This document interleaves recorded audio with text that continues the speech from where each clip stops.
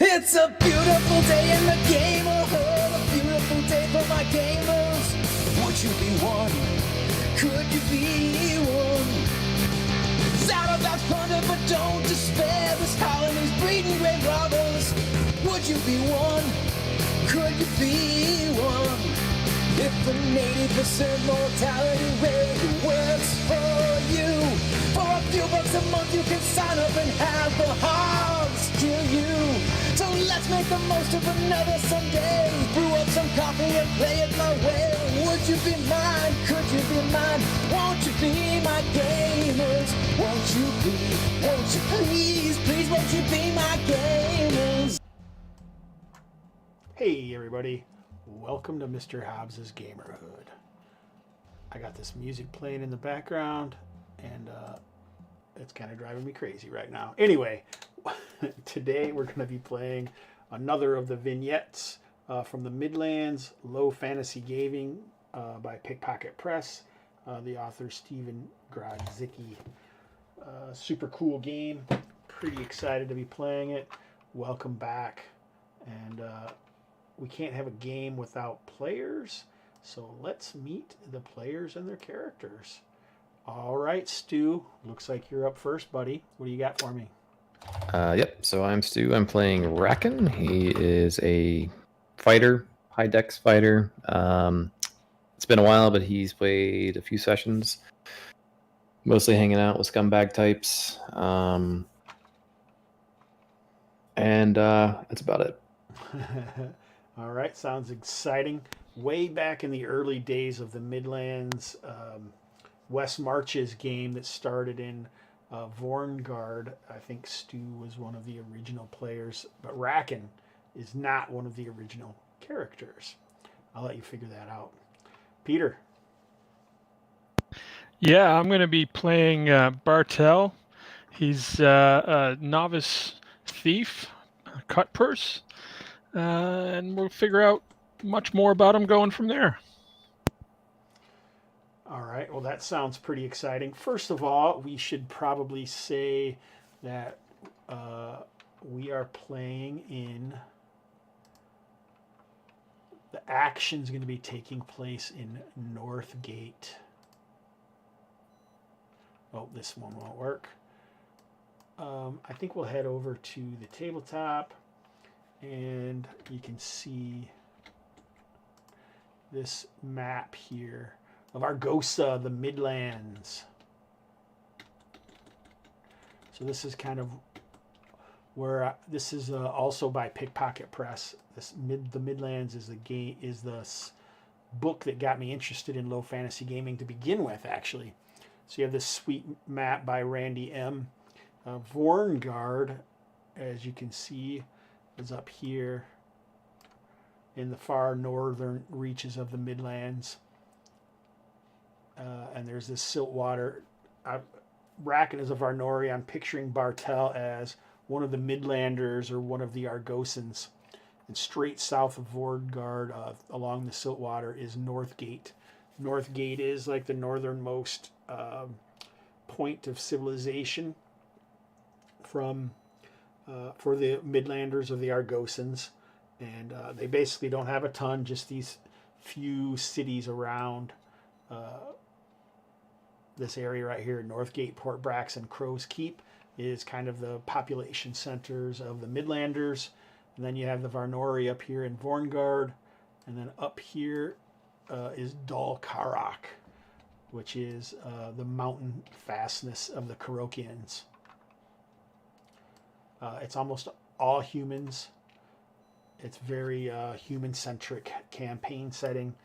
And Northgate itself is rumored to be built upon the remnants of an ancient civilization, often called elves. And there is like little bits of alien architecture that's left around. And in some ways, it may be easiest just to see what Steve Grodzicki has to say about Northgate itself. If you don't mind, some box text. Northgate, set amid the graceful monuments of the last elven kingdom with views of the Wistwood and the Iron Hull Mountains and Lake Argos. Many consider Northgate the most beautiful Midlander city, boasting the finest colleges, libraries, and rare experts. It's actually not in a box, so I'm kind of breaking it right here, man. She is also rightly regarded as the most scientifically advanced society of the region. Northgate is ruled by Nokratha, also known as the Stargazer, and he is said to be the wizard of the king, and so he is the one who gives spellcasters or sorcerers a right to allow them to actually use sorcery in Argosa. Otherwise, it's prohibited. Northgate is controlled mostly by Nokratha's town, his own guard or militia known as the Anointed, who are said to be powered by the blood of Nokratha himself. Beyond that is another strong faction is probably the Church of Argona, also known as the Brokers, and that's what opened up Vorngard as opposed. So the Vorngard isn't considered only a bunch of reavers that prey on the rest of the Midlands any longer.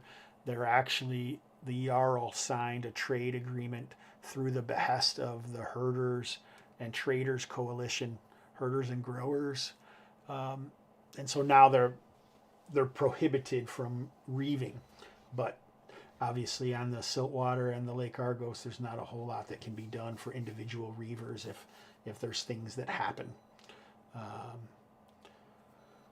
So let's look at a brief map of Northgate. I'm really fond of handouts now that I play online. When I didn't play online, I didn't care. It's a lot easier to create handouts here than it is for another game. So you can see that river to the north there, riding along the north of the city, is the Siltwater, and obviously this is the Bay of Argosa. You can see there's a little bit of weird architecture visible.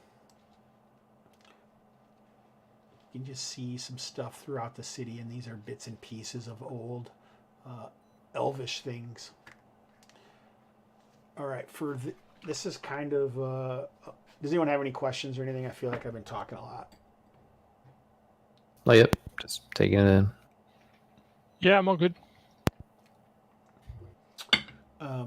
As usual, this is a pickup game, so I don't have a ton of prep finished. I got done with the work a little earlier, so I could actually make a few things. So what I'm particularly considering is what it'll be your guys' turn. So I figure Bartel is a native of Argosa, but Racken, Stu, what do you think made Racken decide to come to Northgate?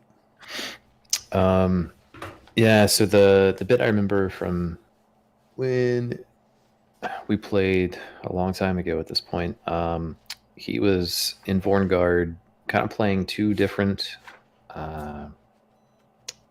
thiefy factions off of each other. So maybe a task for one of them, transport or otherwise. What's the distance there? Like, is it common to travel between the two places, or they're the two closest areas of civilization, really, in there. But it is a fairly distant trip. Okay. So let me bot back over. You keep talking, and I'll give you. So I think he mostly was aligned with like doing some tasks for the River Curs, which was a thieves guild, or at least a group in Vorngard. So maybe either carrying out a task for them or laying low after a task for them. I'm not sure if maybe one of those options might be more suitable than the other. I don't think it matters. Sure. to be honest. We're about 130 miles as the crow flies Okay. between All right. Varngard and Northgate. But it is kind of like almost like a new area that's been opened up. So Got it. you can actually, for the Vornari to see, because I mean, Vorngard is a place of wooden, almost nothing is made out of stone because it's only been around for 20 years. It's a Sure. very new, just like a place for the Vornari, who the Vornari, Peter, are like some, they're almost a cross between the Game of Thrones, Ironborn, or Iron, whatever they are, and Vikings, or Danish Vikings, basically. It's kind of the cross. They're basically Vikings that worship a single deity, and worship is a strong word. It's really the only otherworldly thing that they fear, known as the Deep One. Magic is like prohibited almost everywhere. The Vornari, almost every culture has some sort of spellcaster that they allow, just because traditionally that's okay. Your main cultures would be the Vornari, the Argosans or the Midlanders, who are the natives here. The Midlanders, the Vornari are kind of moving in from the north, and the Nidicians are kind of a Romanesque culture that are invading from the south. And invading is kind of a strong term. They're also on a sort of a treaty, or since one of the outposts of the Nidicians was destroyed by Midlanders 10 years ago or something like that. The Nidicians are known as probably advanced culturally in some ways, like the Romans were in some ways, but they're also still known to keep slaves, which is something that is not done by the other cultures. Other than that, I mean, there's not the Karakians are the fourth culture, but they're capitalist minded, and very rarely do they leave their mountain fastness of Dulkarak. And they also are rumored to have a group of slaves that are all that's left of the legendary dwarven society or culture. So that's like a super quick. It's really supposed to be a low magic setting. Maybe the way I run it, there's a little more magic than the way some people would run it, which is pretty weird considering I'm usually a more low magic guy, but that's kind of what's going on. So in Northgate, what do you think Bartel? Is Bartel from here, or is he visiting, Peter? I'll say he's from here. Oh, you're trying to sneak in and know a bunch of stuff then. Is that what it is? Fucking players, man. They're always trying to work an angle. Get an angle, yeah. So how does Bartel know Racken, or how did Racken and Bartel meet? And anyone can answer this. Anybody have any ideas? Stu, do you got any ideas? So Bartel's a thief, so I think it makes sense for Racken to be hanging out with, if not directly with lowlives, at places that lowlives hang out. At least that's been his, his MO historically. So I think, either tavern buddies or meeting up for a job at some point in the past. Something to that effect, maybe. Well, maybe meeting up with Bartel is what you were doing down here for Sure. the River Curs, since the River Curs are probably trying to push out their territory.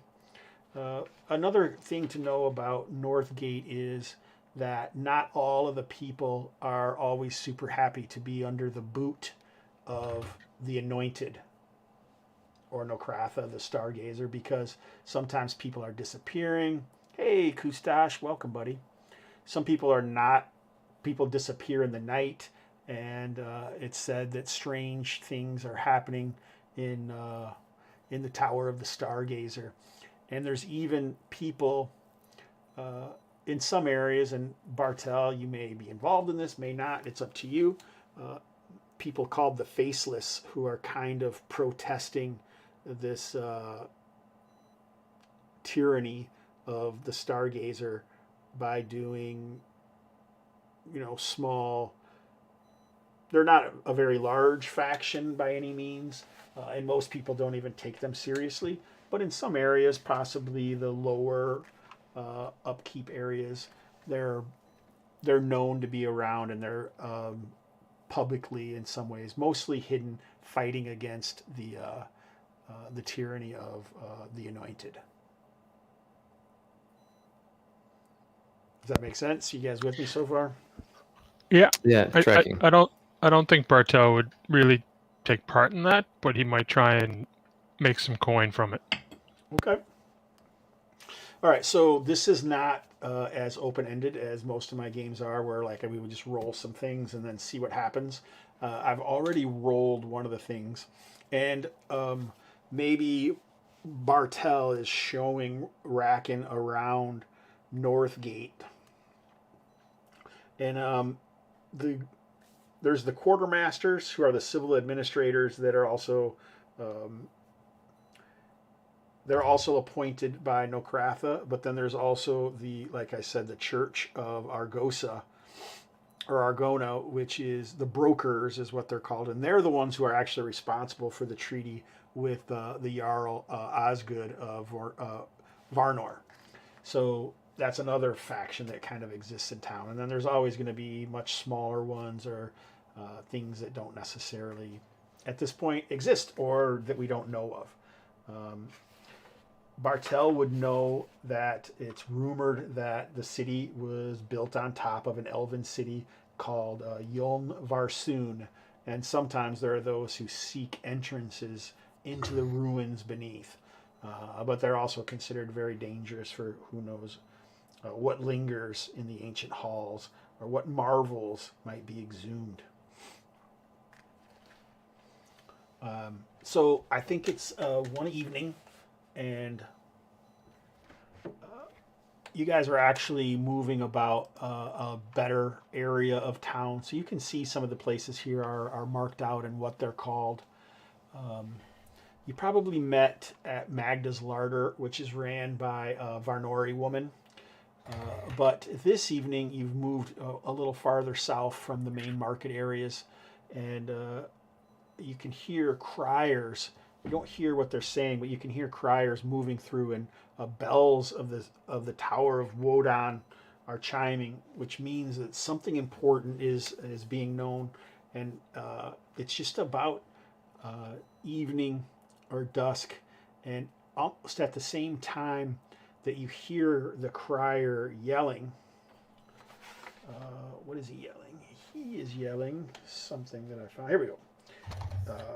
Hear ye. The steward decrees a sundown curfew. Let no man be outdoors after dark. And almost at the same time, you can see the red-garbed Anointed moving around the corner. And Bartel is very aware that these guys will take any opportunity to get bribes or take people to the Citadel of the Stargazer, and some people never return. But you also happen to be very close to a drinking house, or an inn, known as the Wrench and Coil. And it seems, the GM says, whoosh, like a great idea to move into the Wrench and Coil, to get a room, or to at least wait until dawn, to when you can return to your regular habitats. Let's hit it. Racken, we need to get off the street. Let's do it. All right. So therein probably lies the end of me pushing you guys around. The end of session 1. Good. There good, we go. Good. Good. Not the end of session 1, you crazy bastard. Oh man, now I can't find that sweet music we were listening to. Was it this?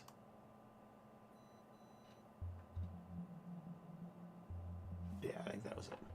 All right, good. All right, so now let's move into The wrench and coil.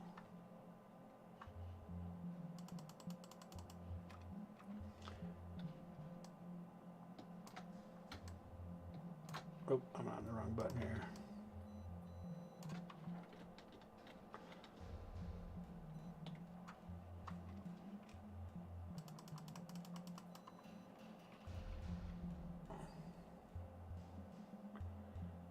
All right, we got a nice big view of what's going on. So there may be, normally you would think at this time that it could be dinner time and there may be more people, but it's possible that unfortunately you guys just didn't hear the steward's decree early enough, and a lot of other people have already left to get inside or go to their homes or whatever.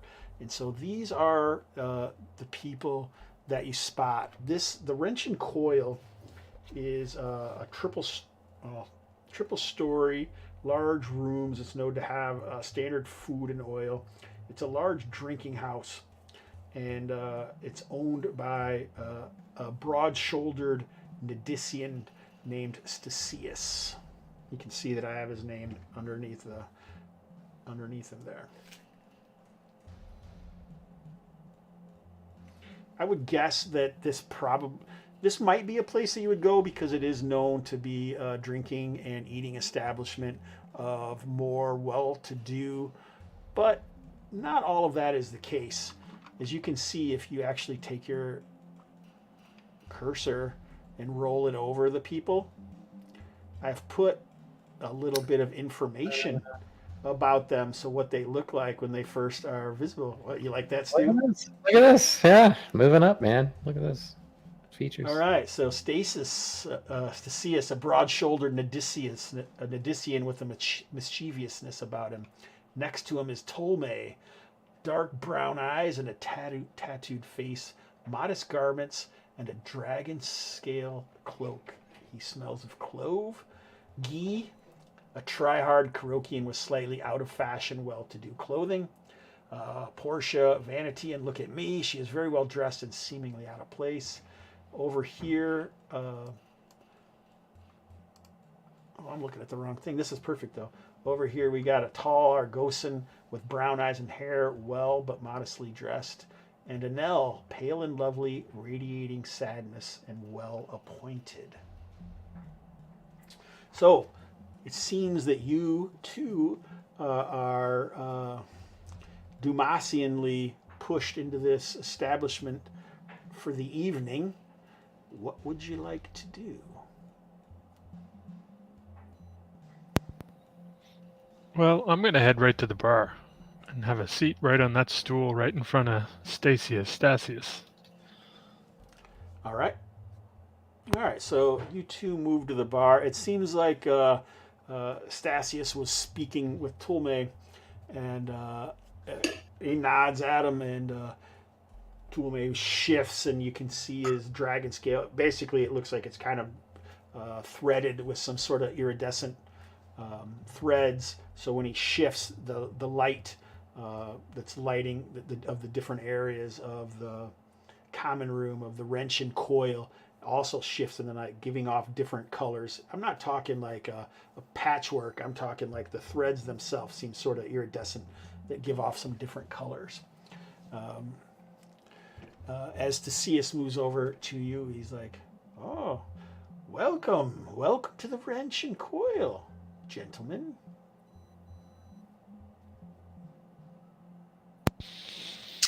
My good man, we've been driven off the street before the curfew.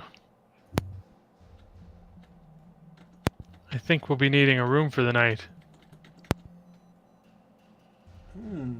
It is something that was said before.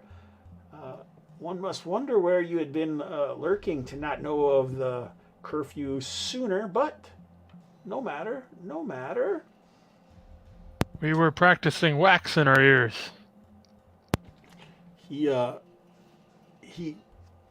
is washing down, and there's a flagon nearby, and he kind of whacks it as he says "no matter," and he turns and "oh no!" At your guys' surprised face, he goes, "Do not be concerned, though." and he taps the flagon, and it slowly ratchets itself back up. And you can see that each flagon has like a clockwork piece on it that actually helps shift the things around. This is Bartel. You might that occasionally there are people known as artificers that seem to lurk and do small, strange inventions. They're not magical in nature. And it's not a surprise. That's when you notice there's a massive like wrench hanging from the back of the bar there.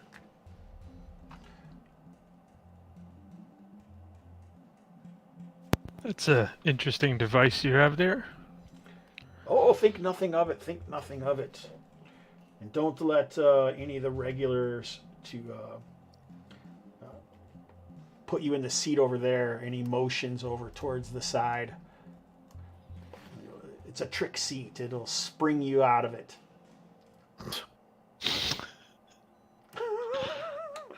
It's the best seat in the house. Just let that stay there. Yeah. Of course, I built it. All right. Beers, ales, meads. Yes. Ale for me. So he brings flagons as he's coming over. About this time, you can hear behind you, over the soft crackling of the fires. Oh, Portia, mademoiselle, mi amore, come, you must love it. And you can see that this guy.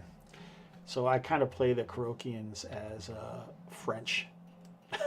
So don't be offended by my bad French accent that often dips into Italian because I don't know all the words. So this is what you guys are in for. Oh boy. Me just playing a whole bunch of NPCs all Yeah, night. yeah. Can we get a few monologues in here? I gotta find some more text. I want to hear every single tragic backstory.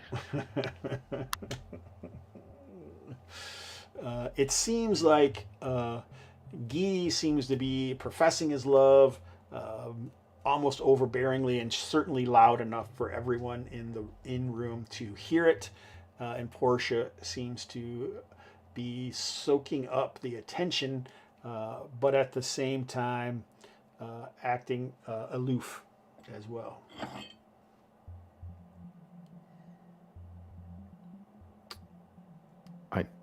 I mean, if she's not, yeah, you know what? I don't feel compelled to get involved here yet. So we can let that happen. Happens in taverns all across the city, I'm sure. Among other places. Bracken, I think we're in here with these fine folk for the evening.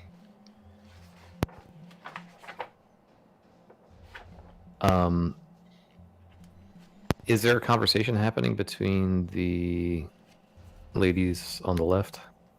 It does seem like it, yes. Yeah. Hushed, like kind of hushed tones, or? Yeah. Or you want to make an insight roll to see if you can kind of gather what's going on. Sure. So I don't know. I put a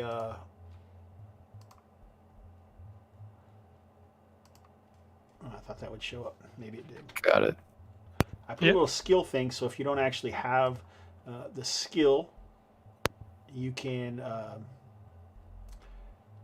in this game, you can always do anything that you want. If you have the skill, you just get a +1 to roll under on your attribute, Peter. So you can see that insight, most likely in this situation, I would let you choose maybe perception or intelligence. And if you have insight, you make an intelligence roll or a perception roll. And if you make it under +1, then you're going to succeed. There's 4 categories of resolution for any skill test. That's going to be great success, success, failure, and total failure. And the sheet will take care of all of that for you. And so sometimes it's going to require certain things, and sometimes you may need certain things. But if you don't have that skill, then you just roll the attribute that's normally used for that. The thing is, if you also have the skill, not only do you get a +1, you can also use your re-roll pool for that, but you're only going to get one re-roll pool point for the whole session, most likely, because it's all going to take place probably in a single night, I would expect, but I don't know. Oh yeah, Saggy Jello 89 checking us out. You can tell he's a real Twitcher. He's got all the things.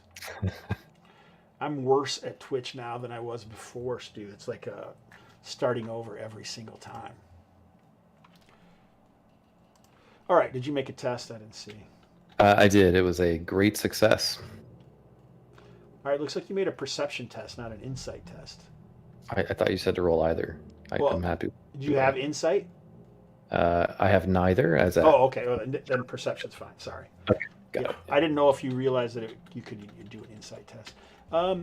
It seems like the blonde is quite upset, and the brown-haired, I've already named them, Anel and Laga, you can see that, is attempting to console her. All right. I'm not giving any short rest, Kustash. Yeah. Lots of drama in this tavern tonight. There's lots of drama in every tavern. Yeah. I'm gonna sit there with my drink. Is Toolmay and Stasius, are they chatting at all, or? It seems like, yeah, they may be. It seems like they seem to be talking about something. Stasius is often, I don't know if it's Stasius or I think we've pronounced his name like 6 different ways, showing off the some sort of diagram that he's showing Toolmay. You would guess it must be some new sort of invention. I see.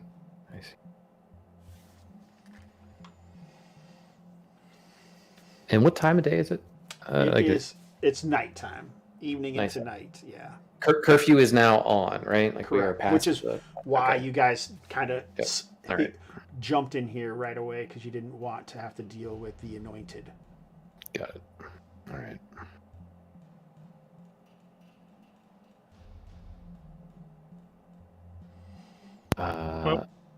You just want to hang out here, get some dinner. You don't have to talk to people. You can just say, we're just going to hang out or whatever. You don't have to be involved with anything. It's all fine. Is there anything that either of you would like to do? Peter, what do you think? I hesitate to get involved in either, budding relationship situation. Yeah. Or consolation of someone who's sad. Like, maybe getting involved up here with the barkeep and this guy. Like, who sits at the bar and doesn't want to chat with other randos at the bar, right? Like, maybe if we're going to engage, that's the one. Yeah, I mean, I like the look of Toolmay and his glittery cloak. He does have a tattooed face. Well, I won't hold that against him. Good. Racken looks like he gets beat up every other episode. I'm kind of waiting for one of them to come near here to see if I can get a purse or something. Oh, and I should say that occasionally, I shouldn't say occasionally, there is a matronly woman that comes out behind the door there. Bearing food.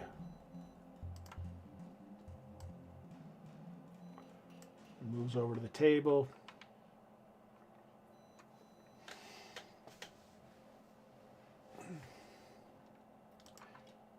Also within the night, at some point, a serving woman is visible.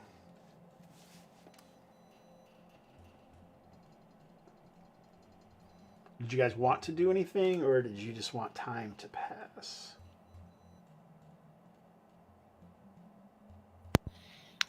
I think I'd give it a little bit of time to see what unfolds. All right. Sure. What about you, Racken? Anything Racken would like to do or ask? I mean, I think if we're in proximity up here, like kind of listening in to see if we can at least kind of get the gist of what's the design on the diagram that they're talking about, or at least pick up on the main topic between Tulme and Stasius. All right. I think this will probably require some sort of skill. Let's see here. Why don't we do a... Mostly I'm just trying to see if you can kind of figure out exactly what they're doing. Maybe like an intelligence. Do you have gather information? If not, you can just use intelligence. Okay. Either that or like if you have traps and locks, you can use that. But I do, actually. All right. Okay. Why don't you use intelligence with traps and locks? I see. Okay. Ooh, a terrible failure.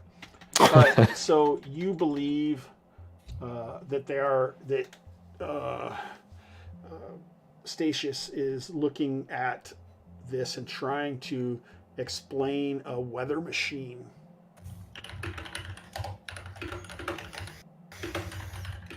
Okay. On the Racken, other side, I would. Oh, sorry. Go ahead. What is it?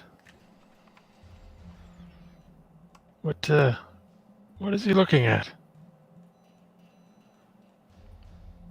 I'm trying to think about like what is a weather machine? Like it's a... It looks like maybe an ornithopter that lets certain seeds out that could create a rain or maybe alleviate rain. This is kind of, he's talking about it, but you're mostly trying to read his lips, and he's pointing out some things and he's trying to say stuff. Okay. All right.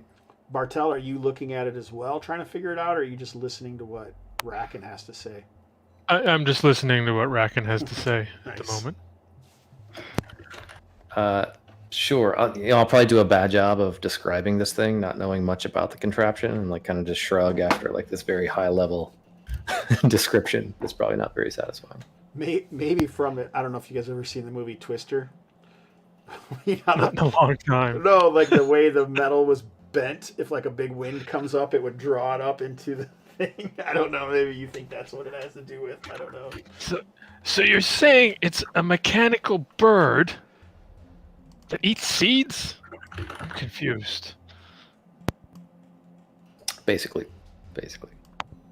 Okay. Absolutely, without question.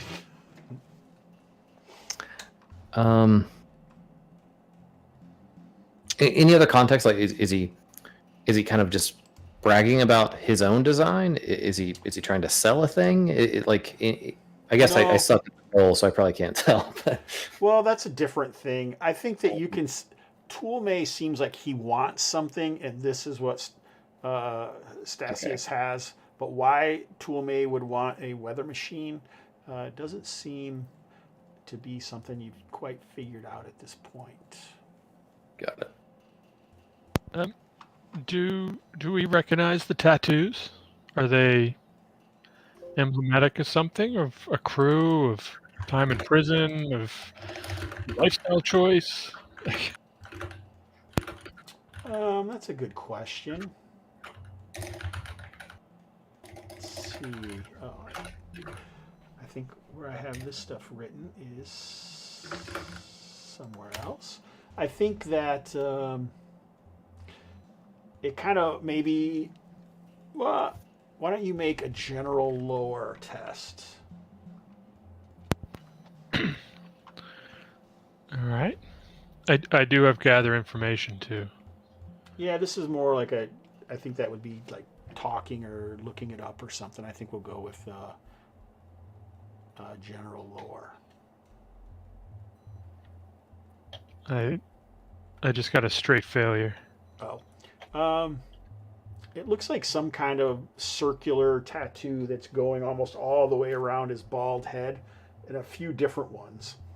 You know, kind of like different radial circles going around his head and face, vertically, and kind of like a slight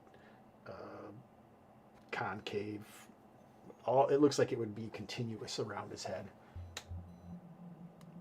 What it signifies would be anyone's guess. He does seem to notice that you're eyeing his tattoos, and he's like looks over at Stasius, and he like puts his arm up to try and hide maybe what they're looking at.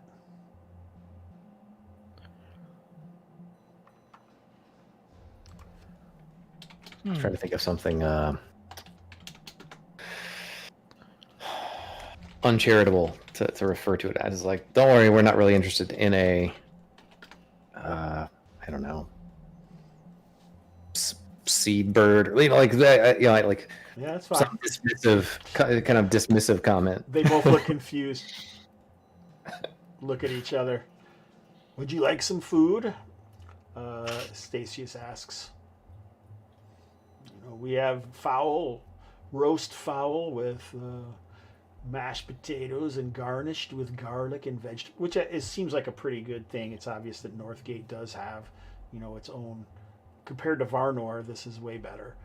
But it's probably going to be a little more expensive than the places you guys eat, like rat on a stick. I don't know, I guess. All right. Depends on how much it is. I don't have much money. I got some. I can cover dinner if we need to. Stasius seems a little surprised, like an innkeeper may have also been trying to gauge, like what your situation was or whatever. And he's like, all right, I will put it in with the cook. Yes, my sweet. Bring the parcel. You hear Guy say from the corner as this other stuff has come. And the wench comes back, and this time she has like some kind of package on like a platter wrapped up with with twine, with fine ribbon actually. It kind of, and maybe not even a package. It kind of has a kind of a strange look to it, almost like you would at first, you thought it was like maybe a garment of some sort or like a wrapping of something, but then you're realizing that it likely is a garment, but it doesn't look like the regular cloth or like any sort of cloth you've seen before.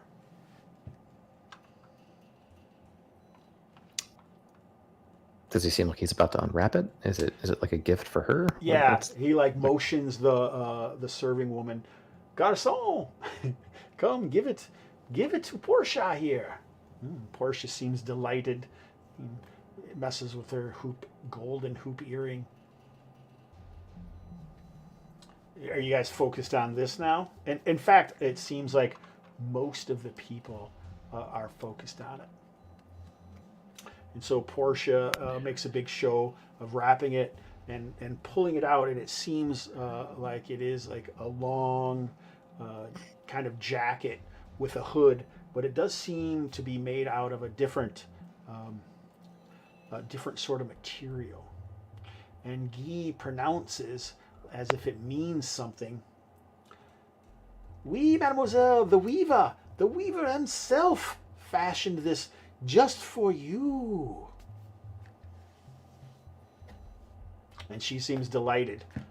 And you can hear Anel and Laga from the other side seem surprised, like in some circles, this person known as the Weaver may be fashioning high fashion clothes at this time in Northgate.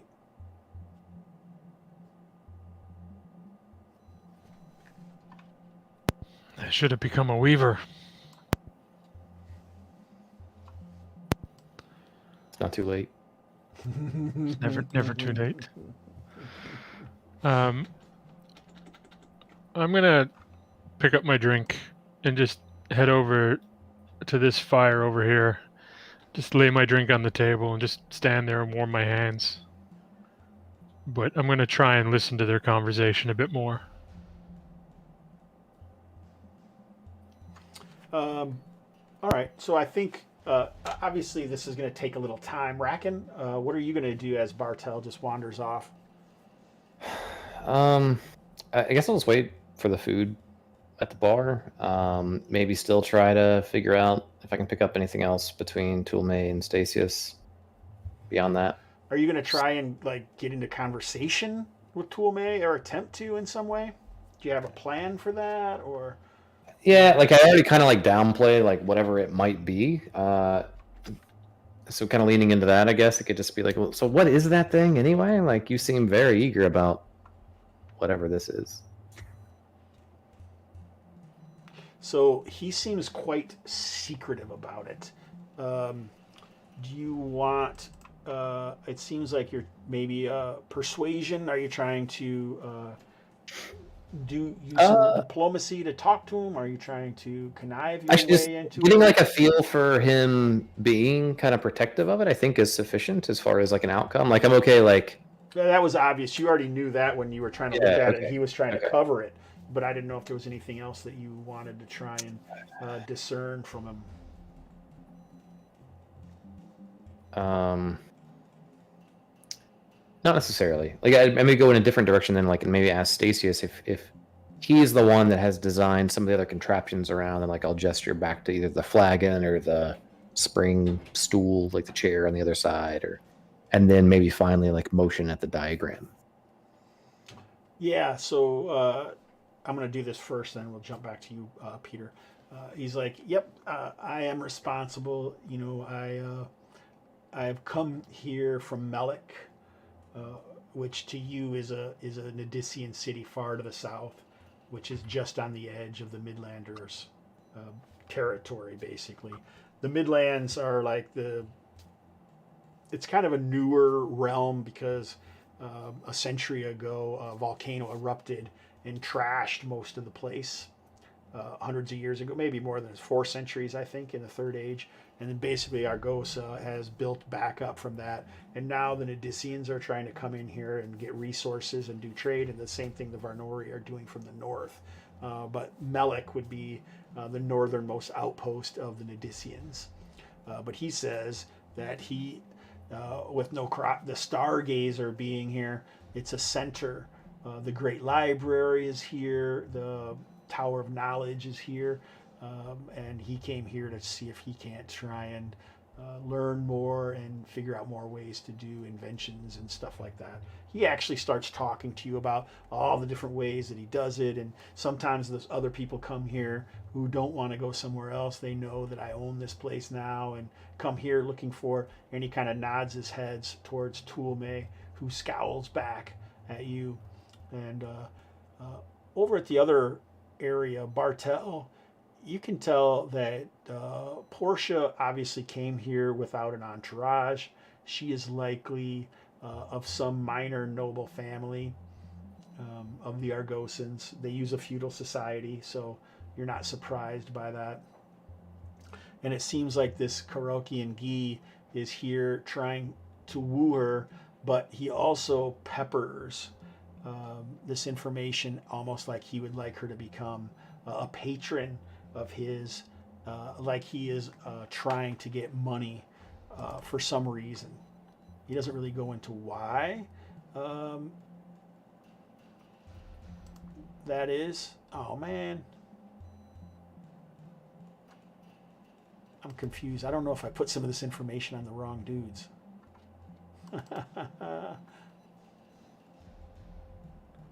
Oh no, this is right. All right.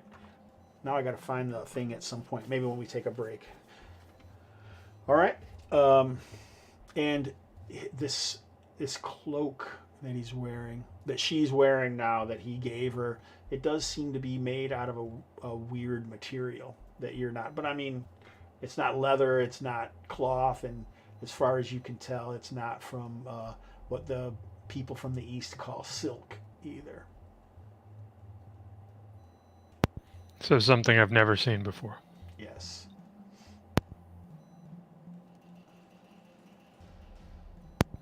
And she really likes it. Well, she loves the idea that apparently, oh, really, it was made by the weaver himself. You know, only the highest of ladies in Northgate have appropriated any of the clothing from the weaver. Do I know anything about the Weaver?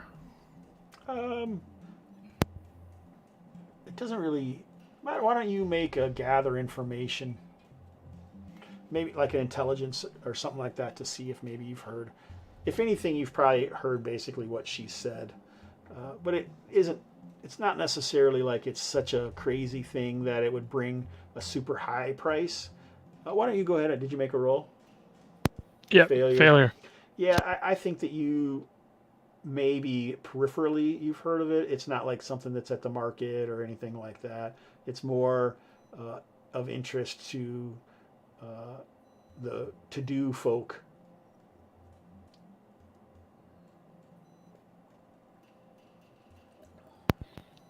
Well, as soon as the food comes, I'll move back to the bar. But till then, I'll just feign warming myself at the fire and see what else they talk about.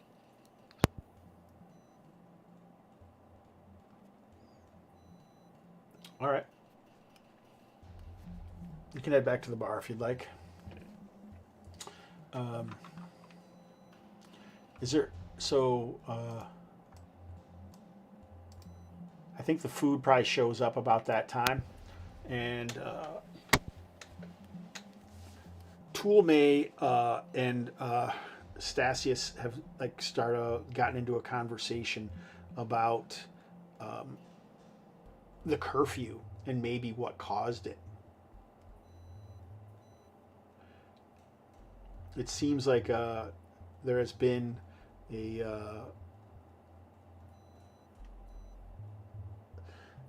one of the noble houses has gone into quarantine, like something happened, and they don't know if it's a plague or what, but some of them have been hurt or damaged, and the anointed arrived fairly quickly, almost as if the stargazer himself must have sent them and quarantined their mansion. And there's been rumors of other sproutings of whatever this is, and Toolmay is positive that it has to be a plague, where Stasius is more concerned about, it kind of shifts into talk about people disappearing, and whatever that is, maybe it got bad enough that more has happened.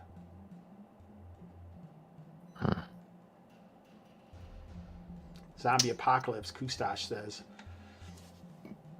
Was the patient zero noble house? Does he know who, like what family it was?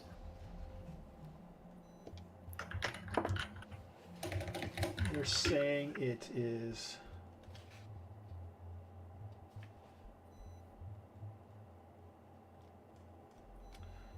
I think it's either the Italians or the Estellans.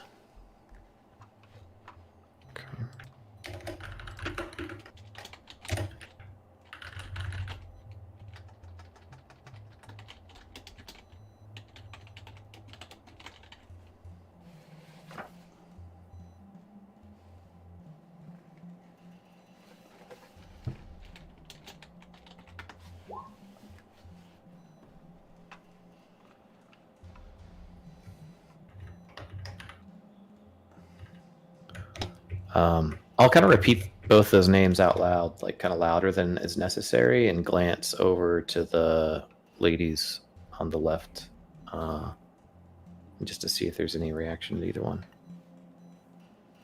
They seem like they're still lost at this point. The blonde-haired woman, Anel, is actually openly sobbing, while Lega has her arm around her and is actually trying to do more to comfort her. And this is when you spot a gold ring around Anel's right ring finger.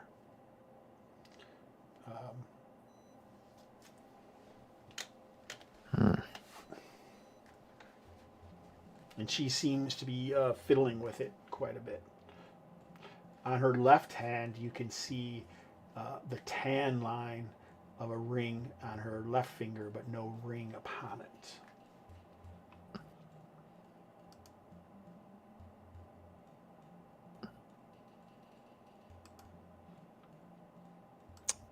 Okay. I don't care, Guy. I don't care. I must immediately show my sister the weaver's cloak. At this, you can see Portia moves along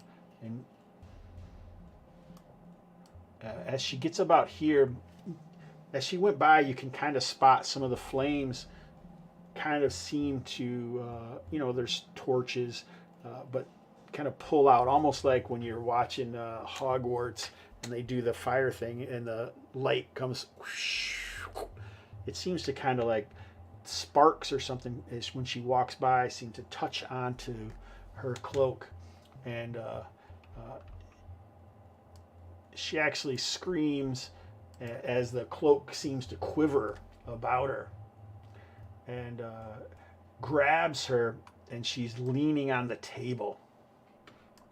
Guy is like, oh, messieurs, mesdemoiselles, what the hell is my lady, the Portia? He moves forward, stroking his finely waxed beard.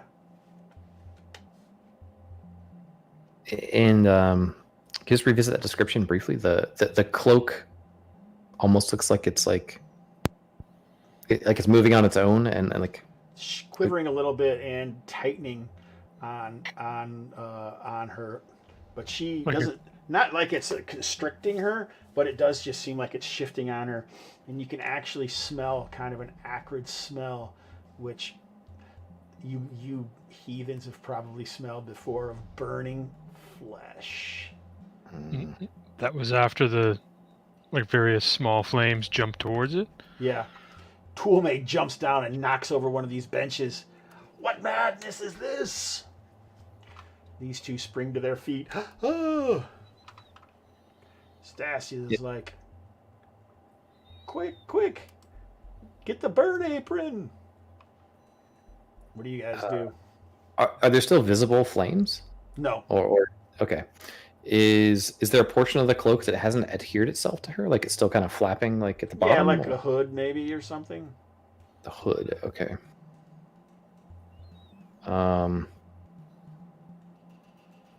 You guys are not very far away. I'm assuming you're going to help or you're going to move away. Because Yeah. you're like 5 or 10 feet away. Sure. I jump up, grab one of my blades, and like stab it through the hood and try to like go downward to like see if I can like. Racken is going to help a woman. Yeah. This is awesome. We're all stuck here for the night. Like I don't want anything crazy going down. So Nothing crazy besides trying to stab a woman's cloak. I understand. So, while Racken's doing that, I'm going to feign helping, but I'm going to try and take her purse. You're going to move over by Portia and try and steal from her? Yeah. All right, Yeah. I like it. classic. The old hood stab distraction.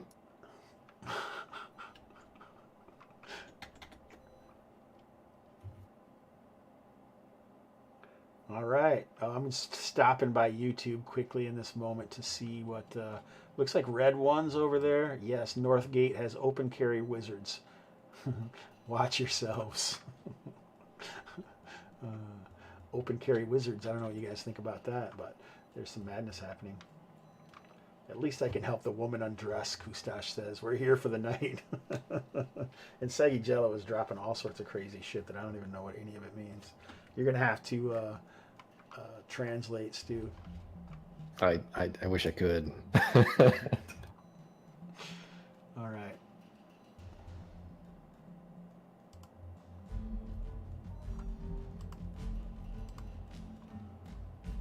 All right, so Racken, why don't you make an attack? Bartel, you can come over here. You guys can definitely smell. Jeez, is Saggy Jello 89 drunk? Why don't you, Racken, you can make an attack roll. Bartel, you can make a whatever the roll is. There's a skill here. It's not coming to me right now. Is it sleight of hand? Hopefully it's sleight of hand. Yeah, sleight of hand. Okay, I hit AC 14. And I got a success. All right, so we'll do this quickly. This is the wrong book. Find the right book. Here we go. I'm looking up a chart. I'm not looking up a rule, so it's totally okay.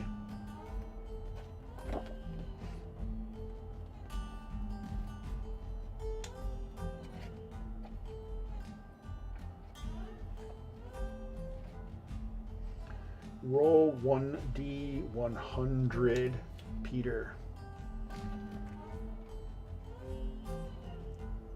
A 15. 15.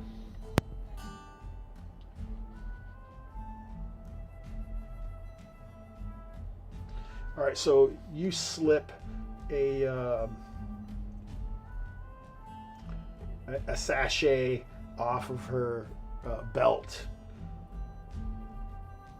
like a scarf or something. You thought it might have been a pouch or a purse, but it actually was just like an extra sachet. Nothing of significance beside clothes and other obvious gear was the carry loot in that situation. So slip it into your pocket or whatever. Perhaps it'll do something. Yeah, into my purse. And Racken comes up while Portia's screaming. I think Guy is actually going to try to intercept because he has no idea what you're doing when you whip out your sword and start moving towards this woman. You know what I'm saying? I understand what you're saying. All right, so he is. Let me find some statistics for him. I didn't realize we were going to get into this sort of fun right away, but I like it, of course.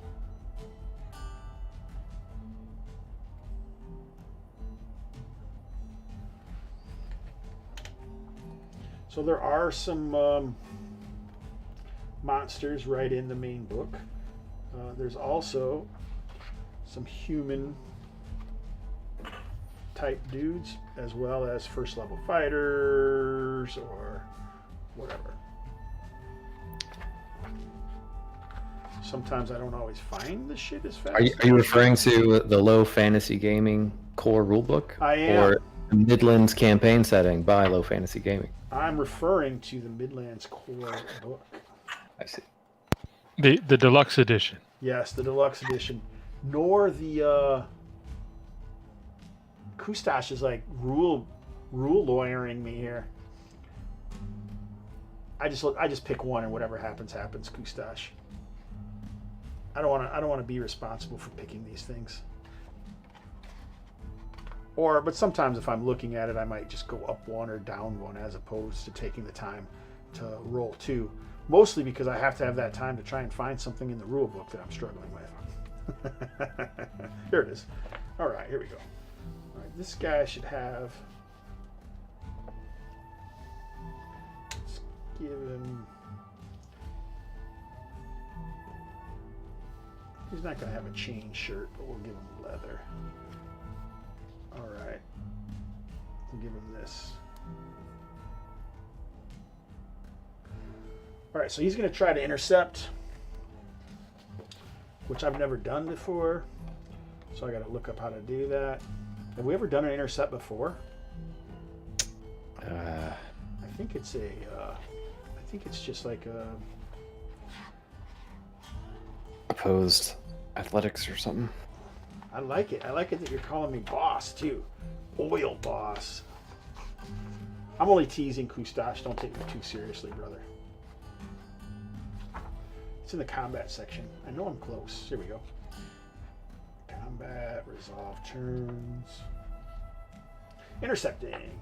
Character A is not surprised, not in melee, hasn't moved this turn, and an enemy wishes to move within 30 feet. The PC may attempt an intercept. A dex check is required, modified by armor, in which case the intercepted character moves himself into melee with the enemy at some point before the enemy completes its intended movement. If a character attempts to intercept before her first turn in a new combat, the dex made is at disadvantage. So this is before the first turn in combat, so this is made with disadvantage. So an 11 and a 13. The dex is 13. So basically, Racken leaps off his stool. Apparently, Guy was close by. Bartel moves. Guy jumps up as Racken pulls out his blade and squares off with Racken. So, like, you don't really stab, I guess. But I'll give you this. I said you should attack. So I feel like there should be like a return attack, and however how good it is to see if it parries, or otherwise maybe you slip past and still got an attack in. Sound good? Sure. A 3. All right, so that looks pretty terrible to me. So Racken does move by Portia and stabs into the thing. She screams and falls to her feet, and a piece of the cloak rips itself away from Portia and splits off. Oh. And it almost seems, as soon as it hits the floor, with the bubbling flesh still attached to a portion of it, it kind of spins up, wraps around itself, and now it's like a twig that's maybe about 4.5 feet tall, and it sprouts some leaves out of the top, and its lower half breaks into legs, and it's quickly sprouting into a larger creature. Guy is now engaged with you. Portia is there, and Bartel is also nearby. Like I say, Tolme is hiding like a ninja. Boom. Stasius seems like he's off to do something. Laga and Anel are also nearby. All right. So, Guy is like, unhand the lady, you cad.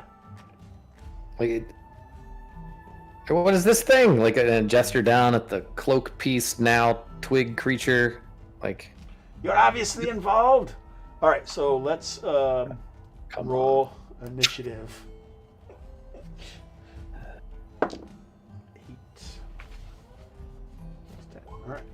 All right. So there's just a button that's initiative, and it's basically done by, based off your decks, each individual characters. It's all player facing, Peter. So there should be a button. Make sure it says deluxe, and just hit the initiative button. All right, great successes all around. 2 for Bartel. What do you want to do, sir? I would like to throw a knife at the creature. All right, so I think we should do this. And I think go ahead and throw, sir. It's not engaged in combat. It kind of slipped off. 14.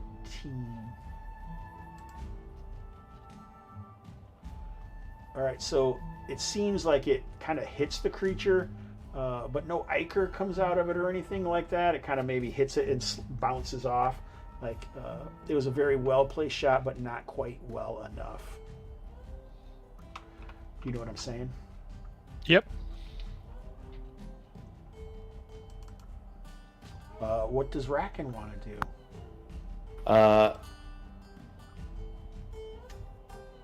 How you pronounce this guy's name? Guy? Yeah, Guy. Guy. I want to grab Guy by like his tunic or whatever, and like basically pull or push him onto the twig creature. All right, so this sounds like a temporary action. So this would fit into a minor exploit. All right. So it's an attack roll first. Yeah, you have to attack and do damage. So, and then you would, then we would do like a contested strength, I think. Okay. AC 14. AC 14. He looks like he has some sort of leather on. That is a hit. So let's do, he's got a strength. Let's do a contested roll. So I think you basically just take, I think it's just the lowest. Oh, I got a 1.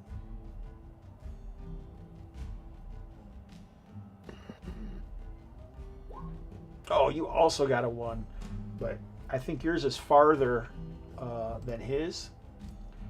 So I think that will be better.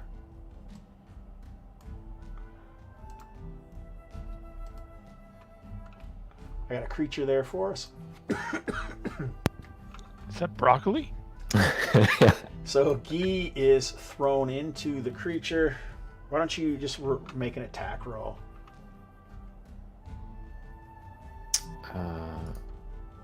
You can just roll a 20 and then like add your strength or something. Yeah, that'd be +3 total. A 19. All right, I think so. He hits the creature, and both of them kind of go smashing into this wall over here. And the creature looks like it is growing at an incredible rate. Ugh.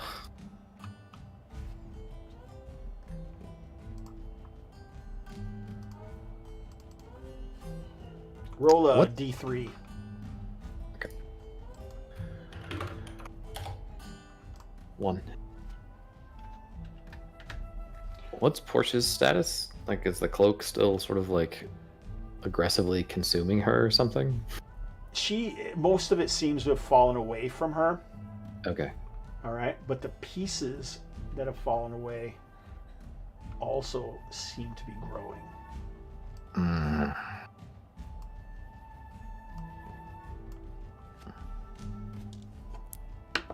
She's like kind of just wreathing around on the ground. The majority of her clothing has been burnt away, it seems almost by acid.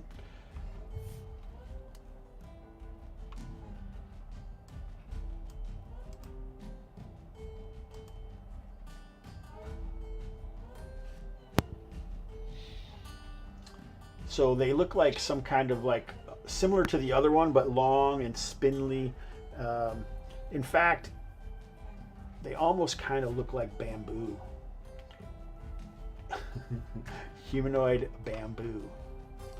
All right, this is the point in the game where I usually talk about what inspired it. This particular adventure was inspired by some crazy ass rolls on the Tome of Adventure Design, revised by Matthew Finch. So thanks for that, Matthew Finch. Or Matt Finch. I guess I've never called him Matthew before. That just feels weird.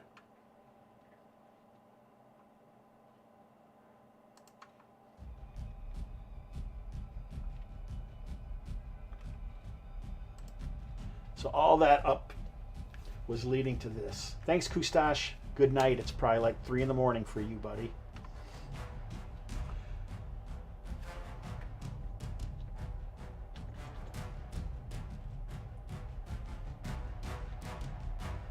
All right.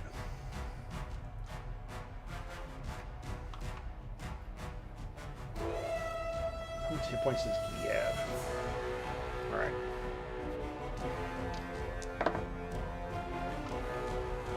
Somehow I didn't expect Guy to get in a fight. That's what he gets for rushing in. He's clearly a lover, not a fighter. Perhaps. Perhaps not.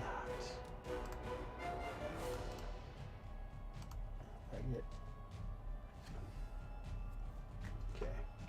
He does seem to, like, some of his clothing does seem to be letting off some like nasty fumes, and he's like kind of writhing around a little bit.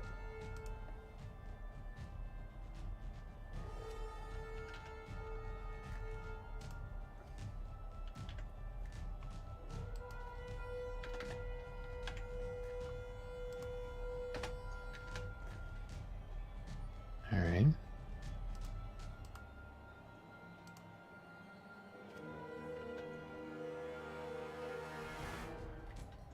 So we got some hit points visible on the stuff. This is fantastic. All right, so that was their turn. He attempts to extricate himself. Just because I don't know offhand, Hobbs, how does that? Do you remember how that works in the system? Like as far as withdrawal, or like if you're engaged in melee, like can you just move away for free, or? No, they get an attack on you. I see. Okay.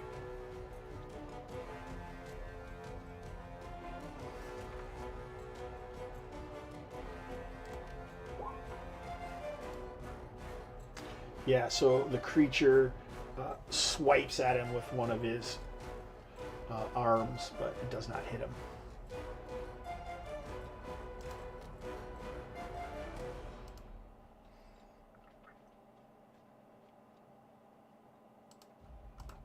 All right.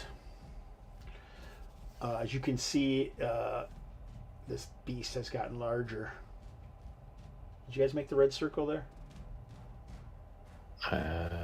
What's that from? I don't see one. No, I just don't saw see it on one. the. I just saw it on the. That's gone. I don't see it now.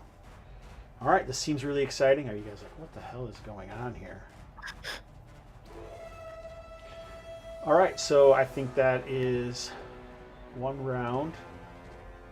Bartel, did you do anything? Oh yeah, you threw your knife. Yep. I All right. did. Yep. All right, good. All right, so let's roll initiative again.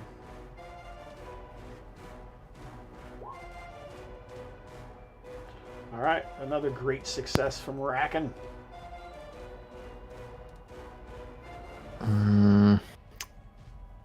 All right. I think I'm just gonna come up here and stab this thing twice. Okay. So my default fighting style is dual weapons, so I've got a rapier and a short sword. So rapier straight up first, and then short sword at disadvantage.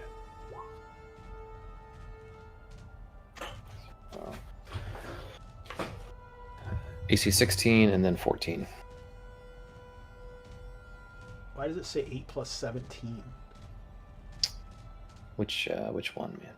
The short sword. It's a disadvantage roll, so it's Oh, 8 it's at disadvantage, right? 1 plus 2 plus 3. Yeah. Why do you have so many bonuses? Something doesn't seem right, brother. Okay, let's take a look. I haven't touched it in a while, so let's see. Short sword, plus 3 to hit, so that's my attack bonus and strength. So total plus 3. And then what's on there? So it's plus 1 for attack bonus, plus 2 for strength. But it's adding plus 6. It's doing it twice, is what I'm saying. It's not doing that on your other weapon, but that one is doing it. Isn't there a negative for dual weapon? Oh no, dual weaponry probably gets rid of all the negatives. It's just disadvantage. Oh, disadvantage. Okay, nice. Yeah, they're both going to hit anyway, but that is hitting too much. That is doing plus 6 when it should only be plus 3, I would say.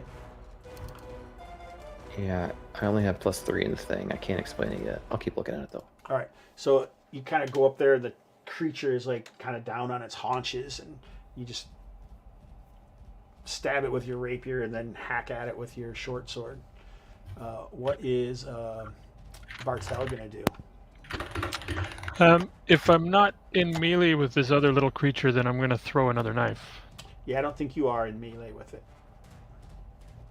Then I'll throw another knife. At the large creature or... The little one right next to me. Okay. All right, yeah, so it kind of was down and then it like springs out of the way. So no damage. Nope. So I did something different where I put like what it can do in its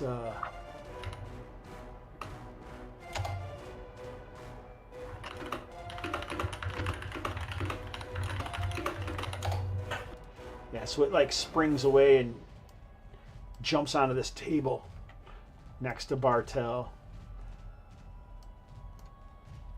Oh, wrong button. Kind of stabs out with a arm. AC 10, assuming that does not hit. Nope. 14. All right. All right, this thing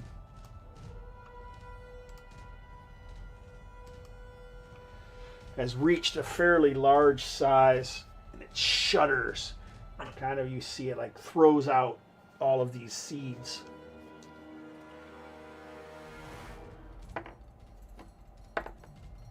All right.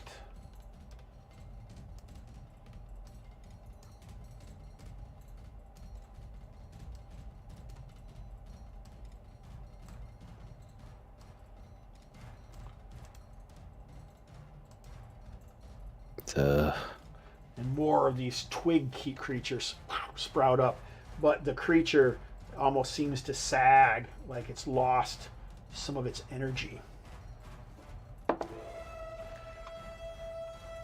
All right, so these two are cowering. Statius comes out, and he doesn't have what he thought he would have. Instead, he has some sort of weird contraption holding it in his hand, and it looks almost like a blade, but it looks like a chain, a sharpened chain is going around it and like moving, rotating in a crazy way, like some kind of chainsaw sword.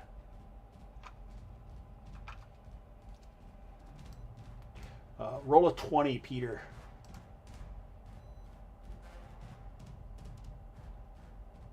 Ooh, a 12, nice. Roll a d6. 4. So this is actually a thing that an artificer can create, which is called a chain tooth weapon. Oh, it's actually two-handed. Not a d6. Roll 2d4 plus 1.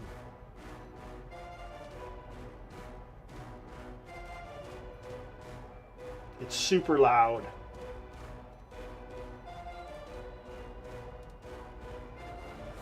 Three points. It's still enough. He kind of hits it and the chain tooth pushes through it. All right. Roll a 20. You can also play Guy here as he attacks. Oh, nice. He has a sword, so it's D8. All right, so he takes a chunk out of this creature, but it's not dead.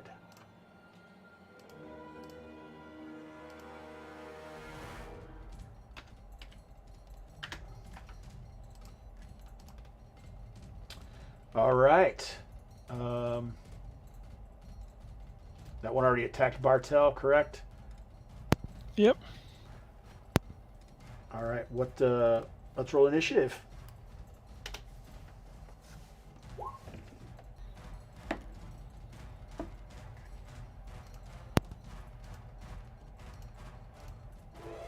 All right, success from Bartel. What are you going to do, Bartel? Well, I still got a few more knives, but I'm in melee now, so I'll just stab this one with a knife. Okay.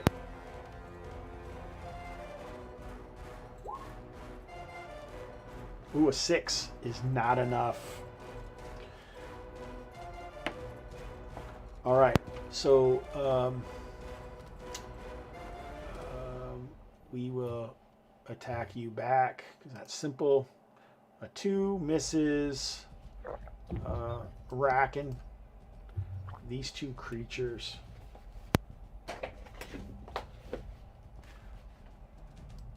Attack you.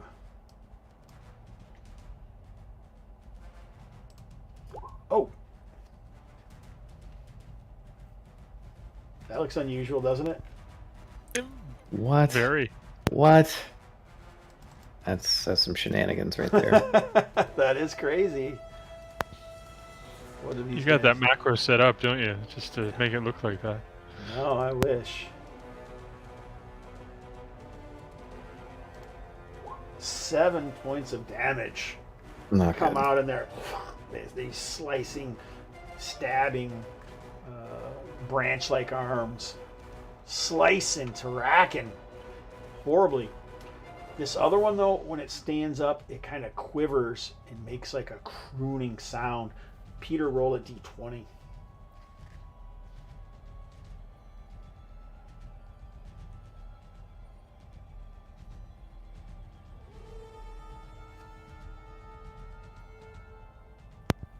$16.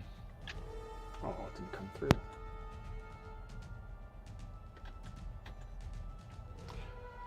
All right, a 16. So Anel kind of stares at that. This being, let's see here. Non-combatant, luck 3. Okay, so And Anel stands up and starts to walk towards the creature, seemingly uncertain of herself.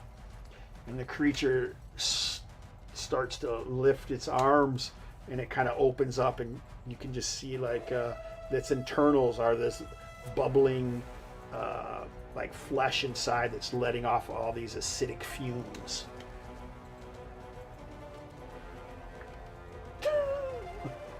Stu, your face is classic, man.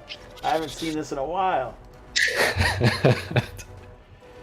All right. Oh, this other one attacks Guy. 9 misses. All right, so it is Racken's turn. Racken's All right. being mobbed by 2 of these creatures. Rapier to the one up the top first. I fixed my cheating, by the way, on the shorts. Yeah, I figured it out. Jeez.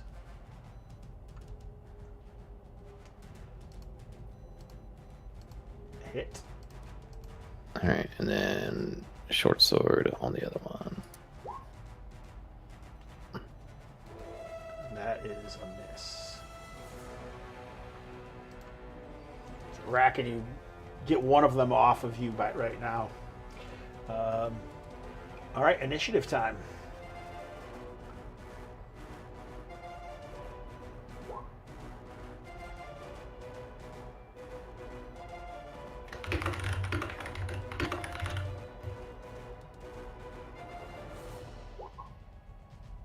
Successes, Bartel. I'll still stab the one on the table with my knife. Oh, that is a hit. That crushes it. Some gubbling gook ichor splashes out over the table and Bartel. Racken. Yeah, can I move kind of within melee to sort of be in reach of both the small twig and the big broccoli? Sure. All right. So rapier on the small one.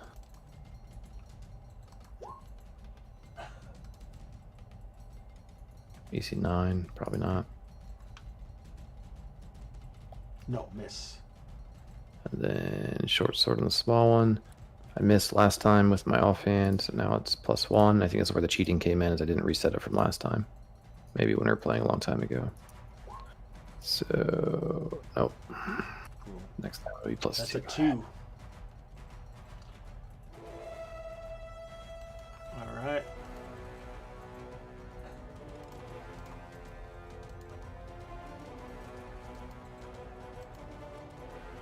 All right, so Anel moves into the grip of the creature, and he immediately begins screaming as it starts to enfold her in its plant leaf outer shell, and you can hear just like the screams.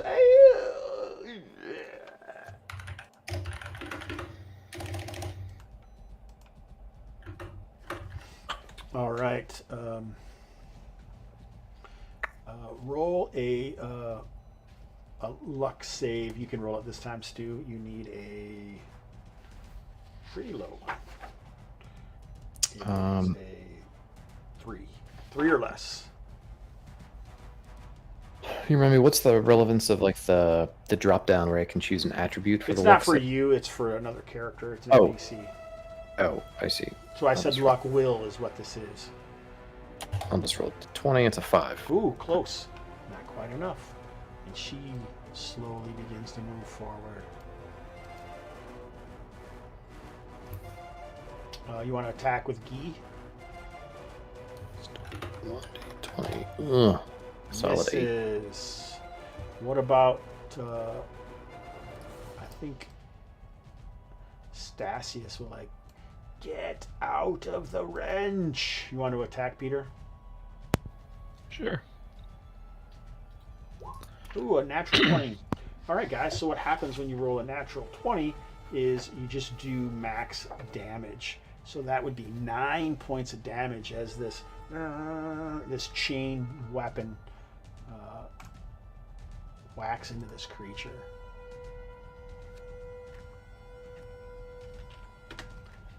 Pretty good. Pretty good. All right.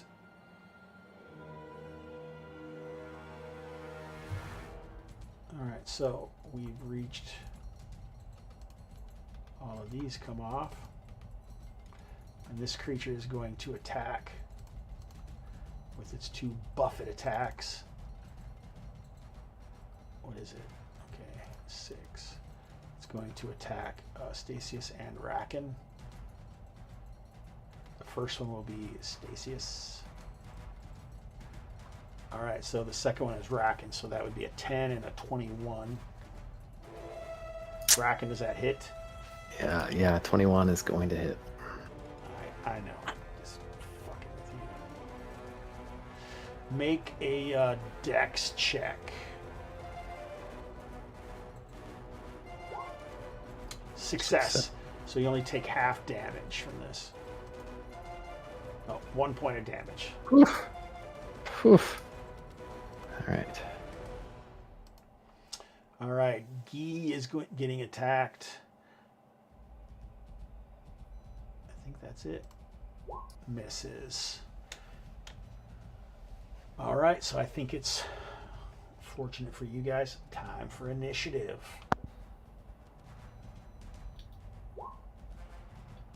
All right, Bartel, great success. What are you going to do, sir? I'm gonna throw my knife at the little one that is right by Racken. So in this game, when you attack into melee, Yeah. missiles into melee, unless did you have something for it or something? No. Okay. I think it's supposed to just be a random, like we roll even a Those only- rod.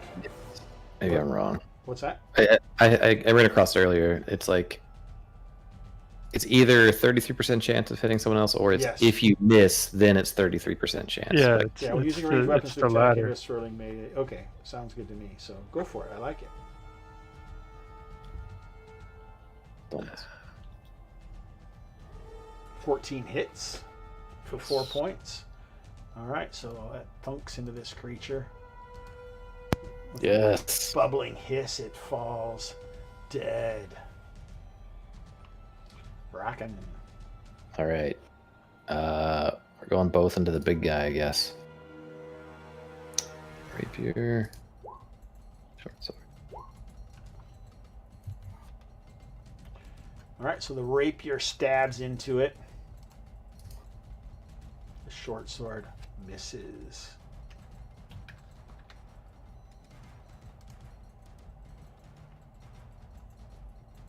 All right, Stasius, seeing Laga going to be falling into the same fate that Anel faced, is going to pull away and intercept her from walking into the bubbling tomb of the aberrant bamboos, acidic grasp. But that means that he's going to get attacked. Oh, and he gets hit. Roll a d20, Peter. You get a 10 or less. Oh, you got a 10. So 10. Yeah. he takes half damage.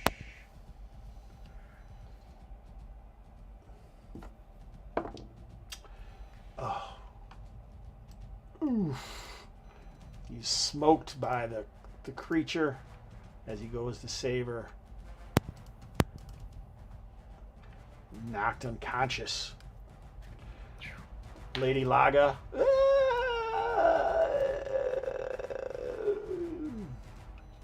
Unless anyone else wants to try to intercept or make a rescue attempt.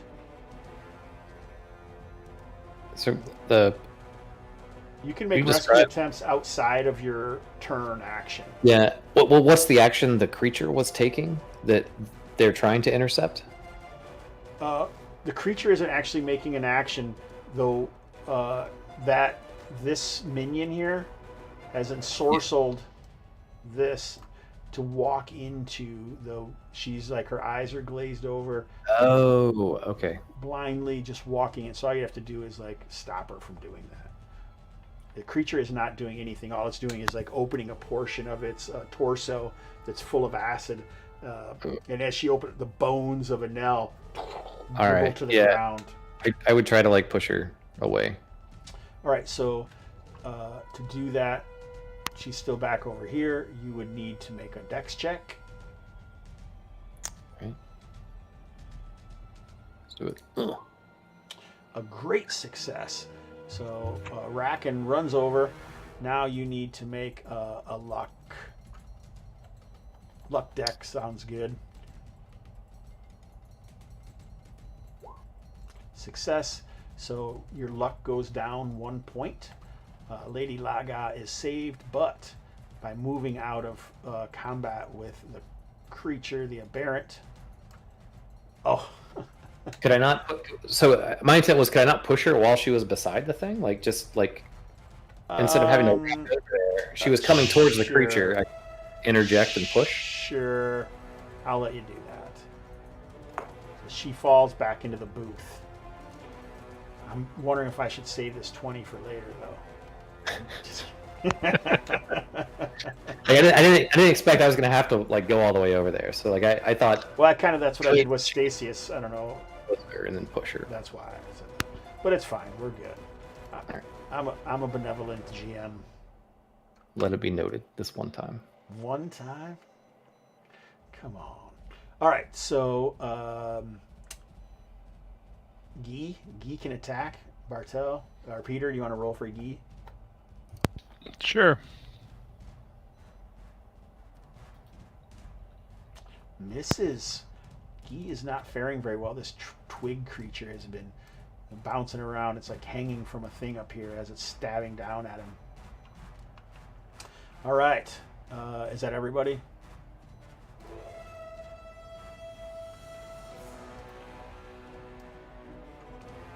I think so. Yeah.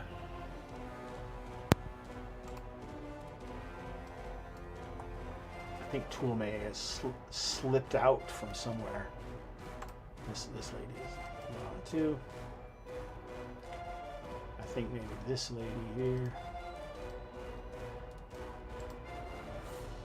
A matronly woman has come out to help Stasius.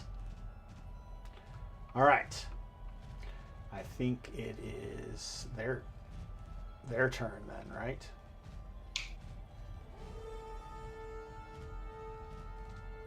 All right, this will be fun. Let's do this power. Okay, so the creature kind of shudders and like some different pods fall away from it. 2 attacks. 1, 2, 3. So I'm gonna 1, 2 will be Guy, 3, 4 is Racken, 5, 6 is Bartel.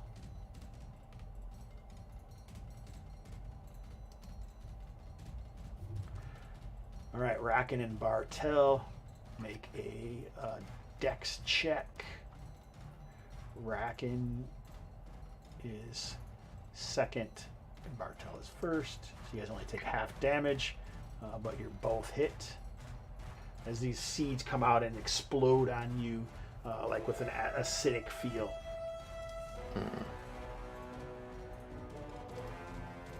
Okay, 6 points for Bartel, which you only take half of. 3. You sidestep the majority of it, so you only take 3 points of damage. And Okay. Racken, you also take 3 points of damage as you sidestep most of it. I'm down. Oh no! Racken falls to the ground unconscious. Maybe dead. We shall see.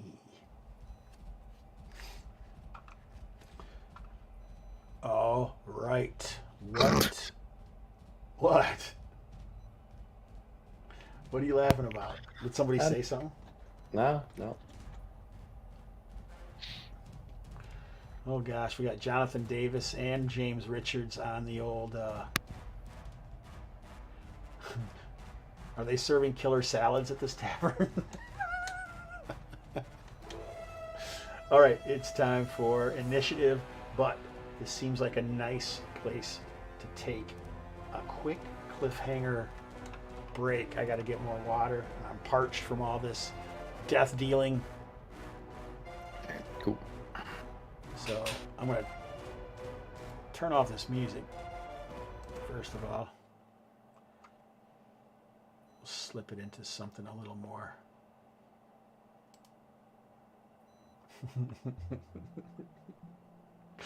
You guys can mess with the chatters. I'll leave the volume on. I'll be right back. Okay, back in a minute.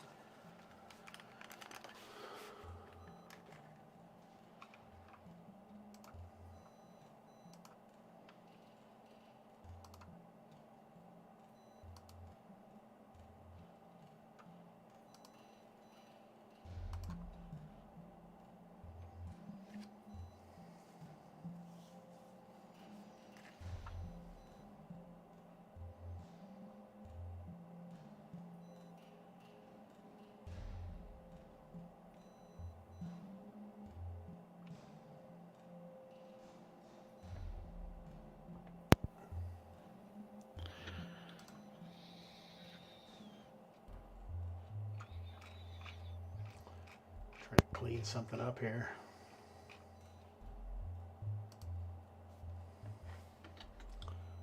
All right.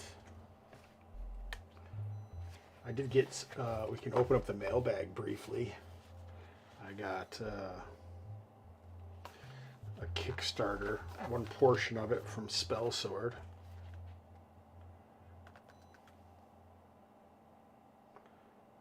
So this is a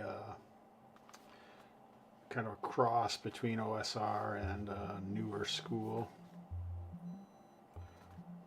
Player's Guide, Adventures Field Guide.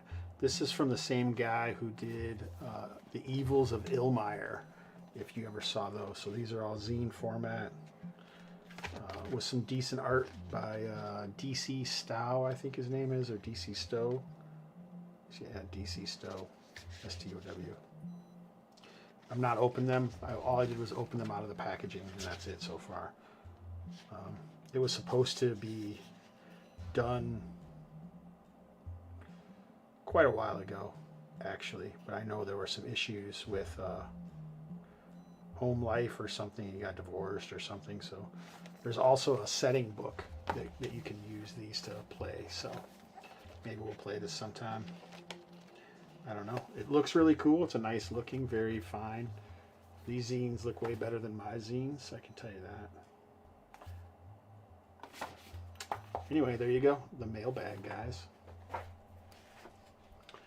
All right. With my troubles from previously, I also was going to open this up. I had some information about the wrench and coil that I had intended. But all the times I rebooted it, I lost the information. Here we go.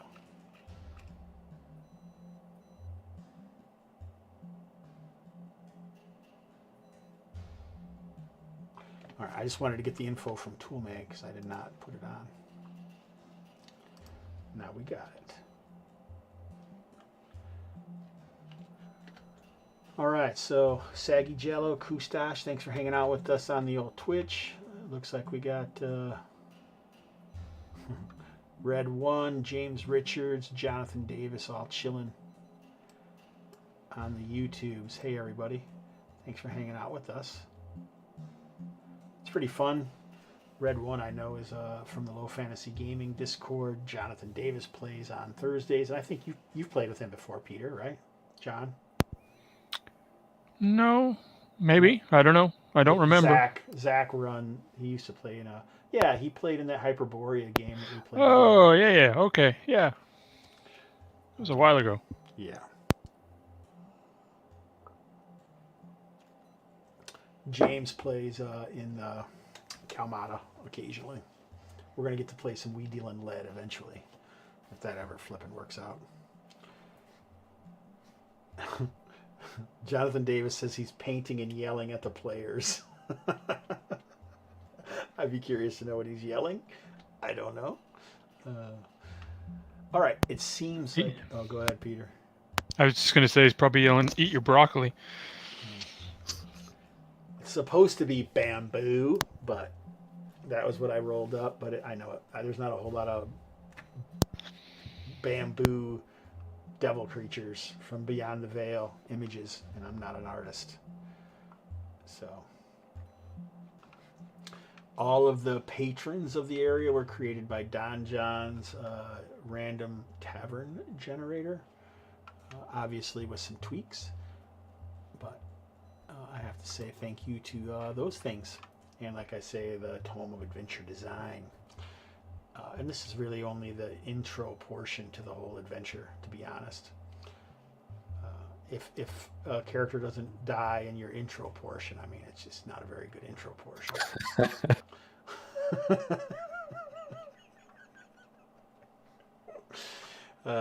I'm just kidding, Peter. I'm not always this bad. Right, Stu? Maybe. All right, so it seems like I think we said it was time for initiative. Is that correct? Yeah, I think so. All right. So we can just let Racken can start playing Guy. You can roll initiative for Guy. He's got a dexterity of 13.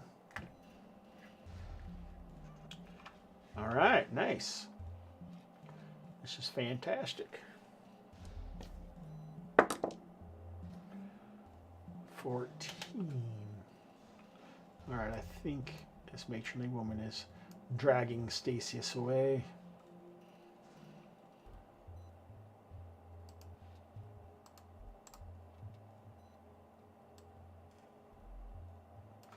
So one of the things that I did wrong earlier is I confused the background of Guy and Toulme, but it'll work fine.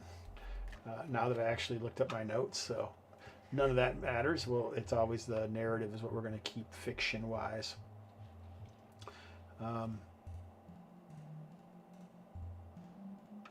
Let's see if 14.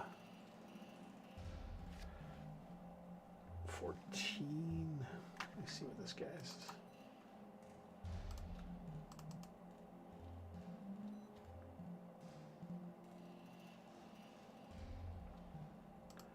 All right, I think this creature moves over towards the door shutters and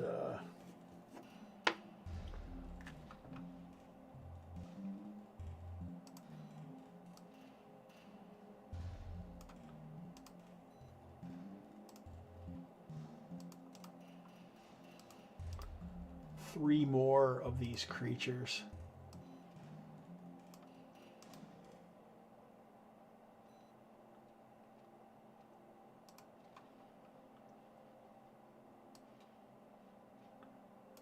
Sprout up around it.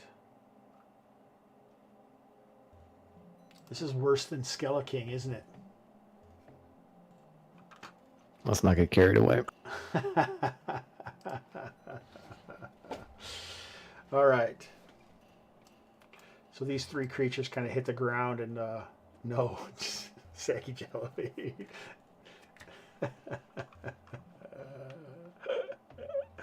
3 more of these little creatures, these minions, these seedlings spring up as it seems like the aberrant creature from beyond the veil is attempting to move out and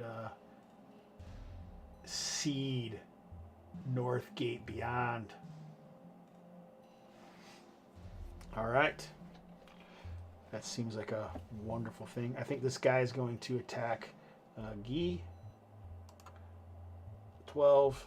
Oh, Guy has leather armor, which is a AC of 12. How wonderful. I don't remember how much damage it does. Oh, it does a D6. 2 points on Guy. Who now has 6 hit points, Stu.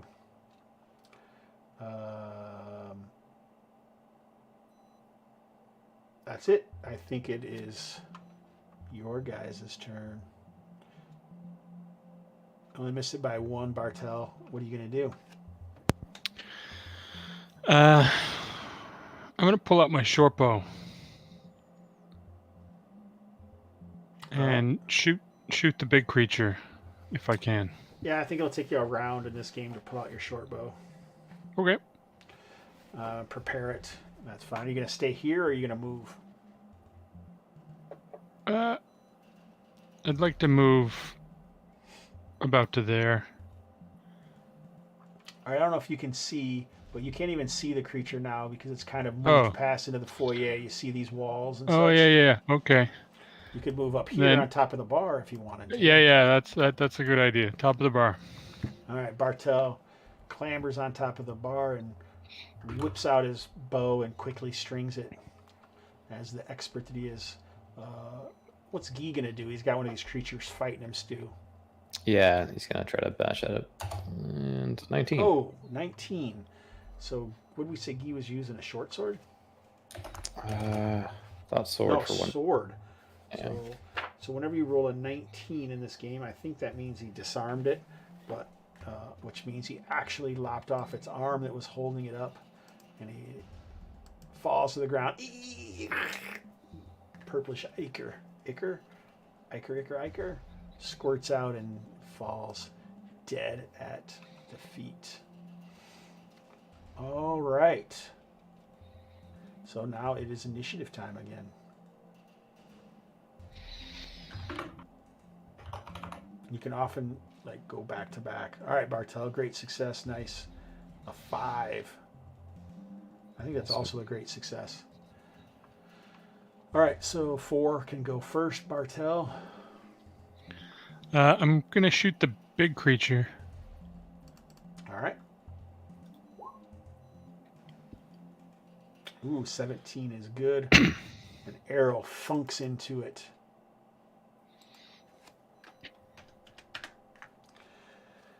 Good work, Guy. Let's see. I think he's going to. Okay, roll a.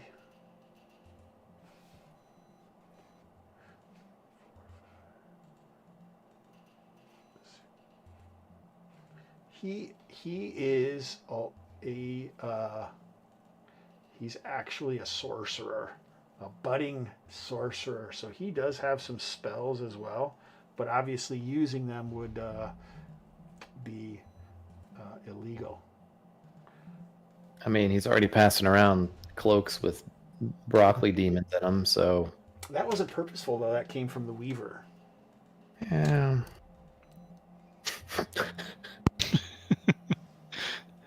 Ride it like you stole it. What kind of spells are we talking here? Fusing of the flesh, and you should have the magic missile one, the whip one.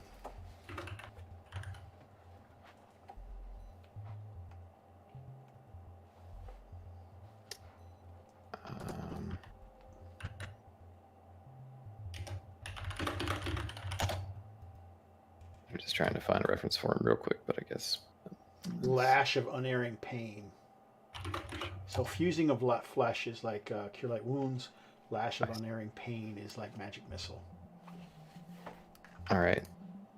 I mean, it does seem pretty dire in here. I think he's going to do that on the big guy. So he would have to move because he can't see the big guy. You see how these walls are? I do. I don't think I can move his token, though. Oh, that makes sense. Where do you want him to go? Let's do maybe like, I guess here. So you're almost in melee with this other creature then. Yeah, I mean, I feel like it's kind of inevitable Okay. at some point anyway.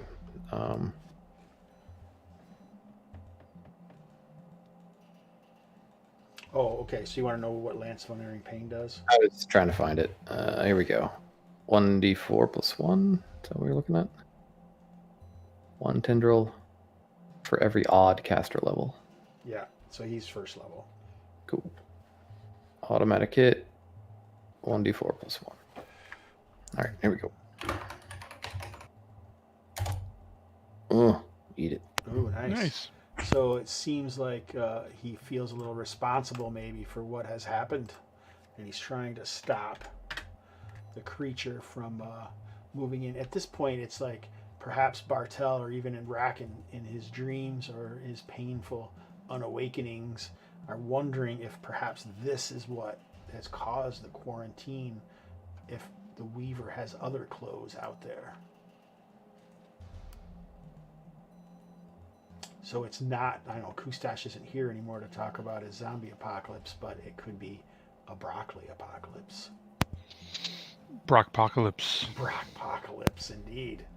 That's like every night with dinner when my daughter was about 6 years old. Stu's like not even phased. He's like, that's stupid. That's stupid. All right, is that everybody? Yeah? Yeah. All right, so this creature is going to try and smash his way out the door. A 9, a strength check. He does. I would say there'd be screams, but no one's on the streets. All right, so these guys are engaged, so let's see what they all do. I'm just going to roll some d6s here. We got 1, 2, 3, 4 of them.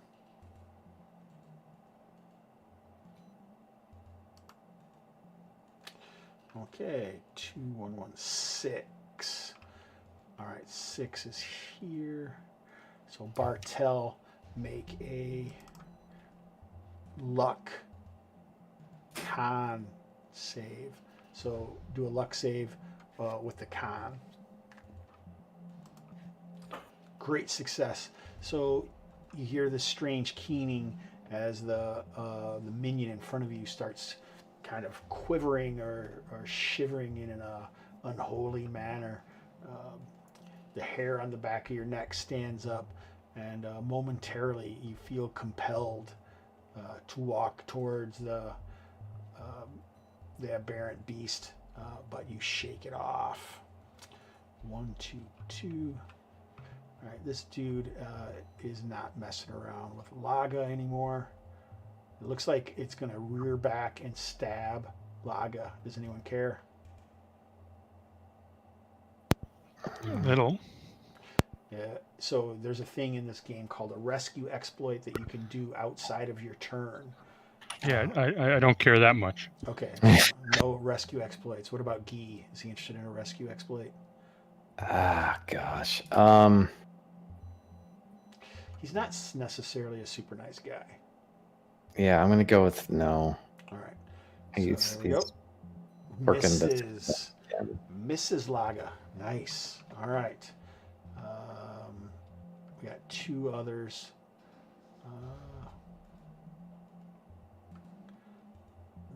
1, 2.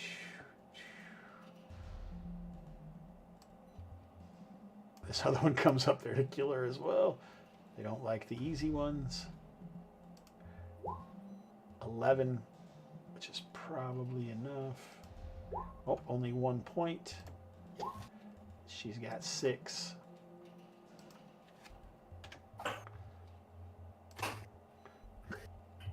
So we will put that in for her.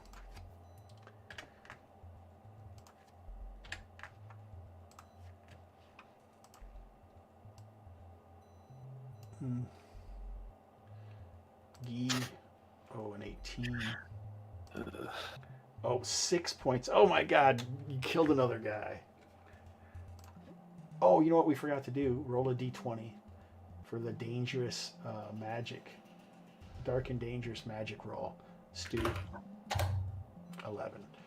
His dark and dangerous magic goes up, but it's not going to matter because he's night time. All right, Stu, you got Laga left over. With 2 of these creatures. All right. So I think it's initiative time, right? Sounds like it. All right, Bartel, great success. I'm gonna shoot the big bamboo guy again. All right.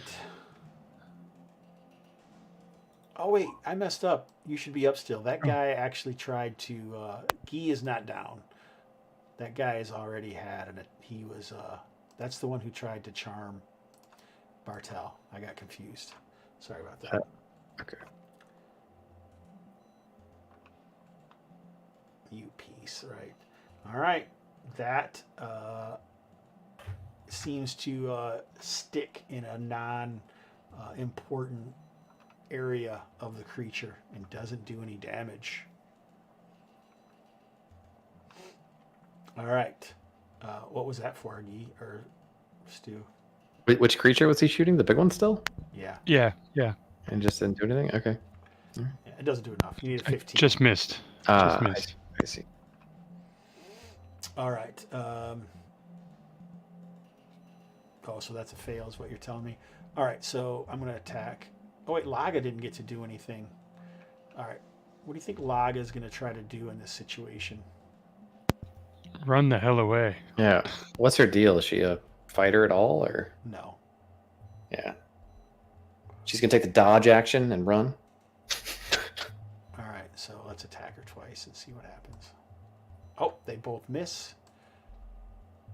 She jumps over the bar, hiding behind Bartel, which of course is going to allow these dudes. Let's see. 1, 2, they'll follow. 4, 5, 6. They'll just attack the nearest person. All right. Who is Guy, of course? Guy is getting surrounded. Oh.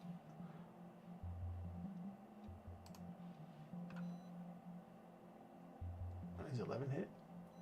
It does Does not. All misses.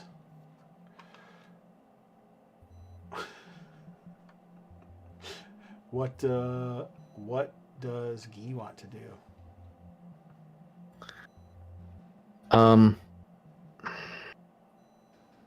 Excellent question. I think this creature runs up and attacks Bartel as you're trying to figure that out. Misses.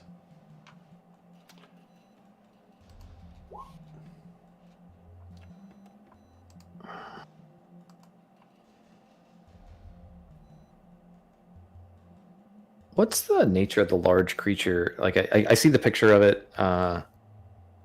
Like at the bottom, is it just sort of, does it kind of look like that, where it's like different like little roots that it walks on? Is that how it seems to be moving? Yes. Okay.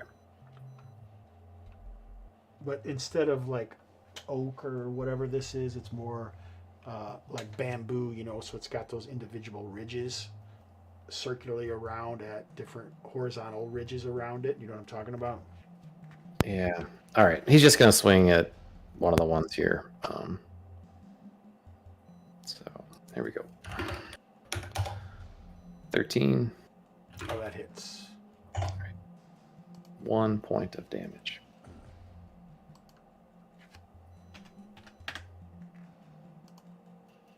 Oh, that doesn't work. All right. Do the circular ridges on the creature, do they remind me of Tolme's tattoos? I mean, you could maybe decide that if you wanted to. It's possible. I might. He hasn't been much help. No, I think he ran off. I was going to have him do something, but it just didn't seem natural for when I found his background. All right. So, I think it is the next. Oh, I think this creature has now lumbered off out of sight. So now what are we going to do? I think it's initiative time, right? Yeah.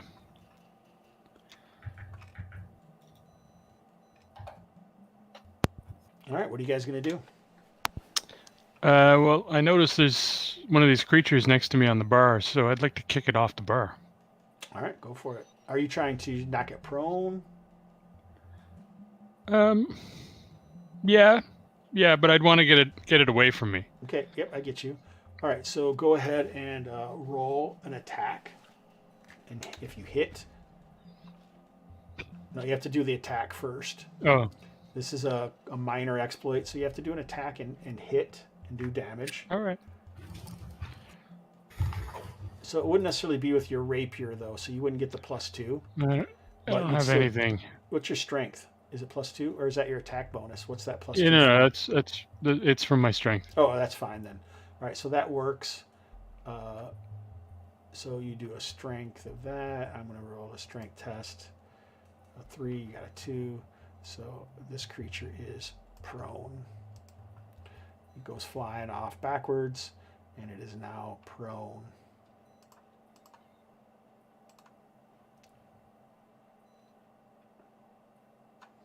Man, these things are hard to see now. Back pain. Ouch. All right. Porsche's wails fell off to whimpers, of course, and finally just burbling. All right. What is Guy gonna do? Yeah, so he's leveled. Can he do exploits? Yeah. All right. He's gonna try to like get low and do like one of these like swirling like sword like sweeps like all the way around him and try to like hit all 3 of the guys if he can. All right. So this sounds like a major exploit, which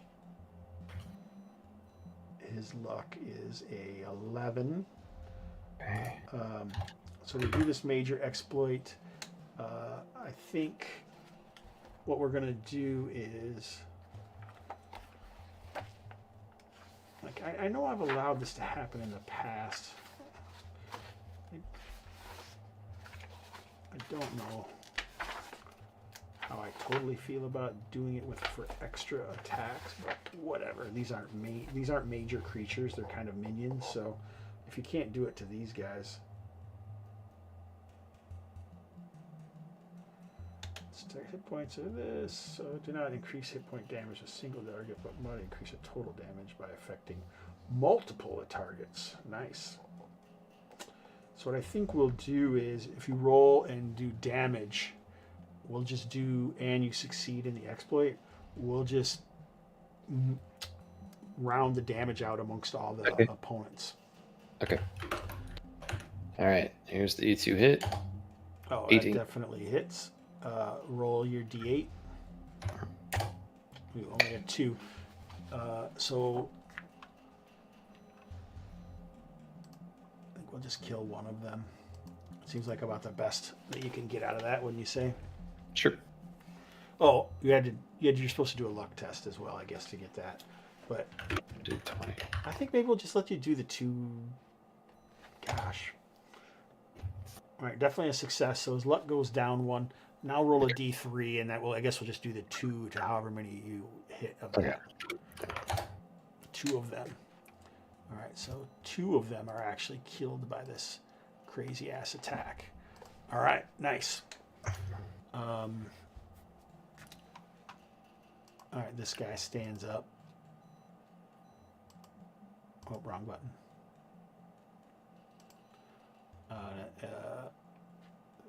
In whatever way, these almost seem mindless. So by now, I mean, you've destroyed so many of these creatures. They almost seem like an extension somehow, or a mindless zombies, or some sort of extension of the other creature that just continues to fight regardless. Whereas by now, you would think these creatures would likely flee from just the harvesting that's been done against them.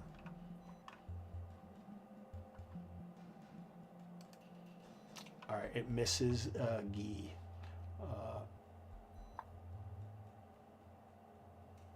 So maybe the creature will 1 or 2 or 3 attack Guy, who's on the ground. 4, 5, or 6 jump back up and attack a 3. All right, it got to its feet. Now it's coming down here. All right, so initiative again. Bartel, success. Failure for Guy. Bartel, what are you going to do? I'm going to shoot the one that just Got moved up and towards ran over. Guy. Okay, roll. Yeah. Oh, Oh, no, a fumble. oh! I think I just shot Guy. This is awesome.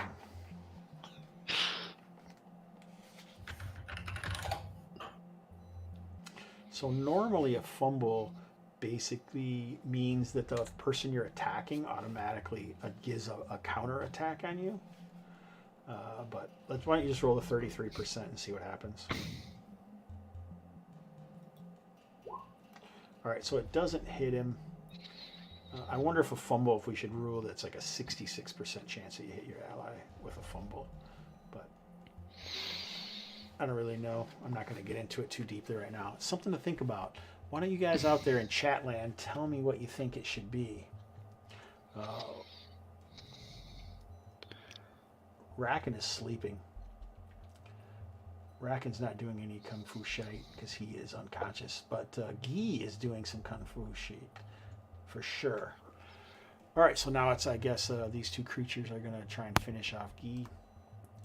They both miss. Guy goes. He can use the whip again if he wants to, by the way. Like to try the same thing again? Is that what you mean? Or oh, you mean the slots. spell? It's slots. Okay, I see. I haven't looked at the caster for this. Yeah, at least that should knock down one of them, I would hope. So yeah, we'll do it on this guy here. So roll a d20. 19. Perfect. Now his DDM goes to a 3. So if that's the dark and dangerous magic roll. So if that hits or goes below, now something crazy happens. Could be good, could be bad. All right, so now roll your d4 plus 1. All right, so this whip lashes out. What do you think it looks like? Yeah, just like a kind of a red bolt that has like a little bit of that like recoil of a whip that lashes out and then comes back to Guy. Okay, nice. All right, so initiative. There's one creature left. Let's see if Bartel kills Guy first or if Guy helps kill. Oh, terrible failure. Guy gets attacked. An 8 is a miss. I think between the two of you this round, you can destroy it. In this aftermath, I would assume Guy would run over to Portia, yelling at Bartel, "You saw nothing, Argosan." Let's see what happened to Bracken. When you go down, we make a roll here to see, because right now you're only mostly dead, and we're gonna have to decide to see if you're all dead or not, which is I think maybe this woman comes over to help stabilize you. You have to make a con check. All right. If you fail the con check, you're dead. If you succeed on the con check, we roll on the injuries and setbacks table to see like what the near-death experience, how it affected you. All right. Now, can I use my reroll pool for this? Yes, you can. All right. Here we go. Oh! No. Racken killed by walking broccoli.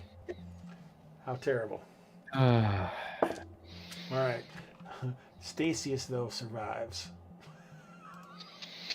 Sorry, Racken. All right. Roll a d20, Stu.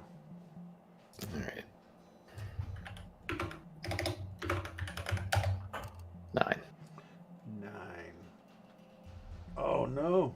So it seems like in the thing that took out Stasius ruined his chain weapon. All right. So what... Now, Racken has fallen, unfortunately, which is not something I expected. But, you know me, I don't pull any punches, and I just let it ride. Whatever happens, happens. What do you think would be...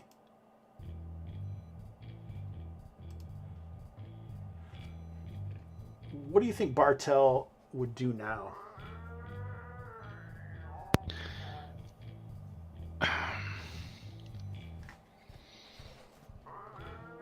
I think he might.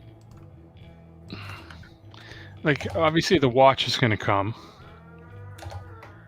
They're dealing with the bamboo not, broccoli demon.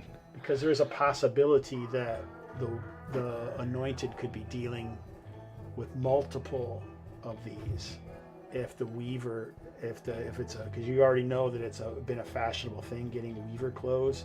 Whatever caused this may have happened all over the city. I mean, I think Bartel would try and hide as much of this as possible. So he would start carefully throwing all these creatures into the fireplace.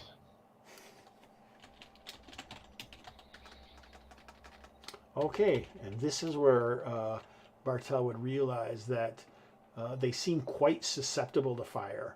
Maybe using fire against them previously would have aided in fighting them. Because they thought about it. I want to burn the place down. Like I do.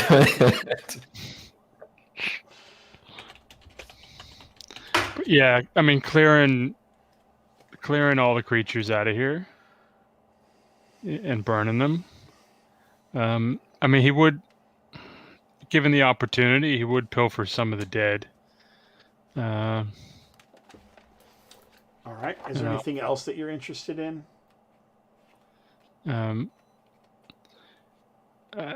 He'd probably try and sidle up to Guy a little bit and go, "Did you know this was going to happen?" Guy seems quite distraught, and as you're like taking, he seems busy doing his own thing, and you kind of hear some loud, strange noises, and the smell of brimstone and blood kind of, flashes across the room as he tried to like heal the flesh with his magics, but it didn't work. And Portia is dead, and he seems very upset about this. And he hadn't. It's obvious that he had no. I had no idea. It's all the Weaver's fault. Why don't you roll D100 twice?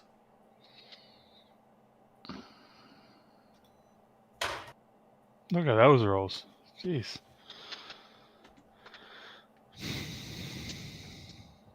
Top and bottom. 5 and a 1. Nice. All right. So 95 is... All right. Nothing of significance again, but the 1 is good. Roll a D4 and another D100.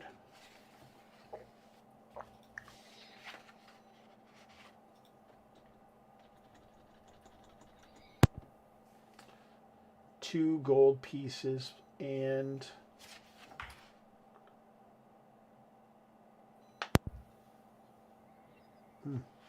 this is kind of weird. On Olaga escaped. Amidst Anel's bones, apparently hidden within her clothing, and unaffected, or maybe just pocked a little bit from the acids, you find a reinforced silver chain attached to silver manacles, 2 feet long. So silver manacles and a silver chain? Yeah.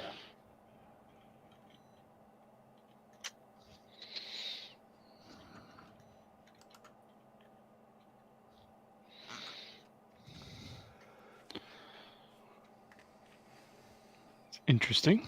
All right.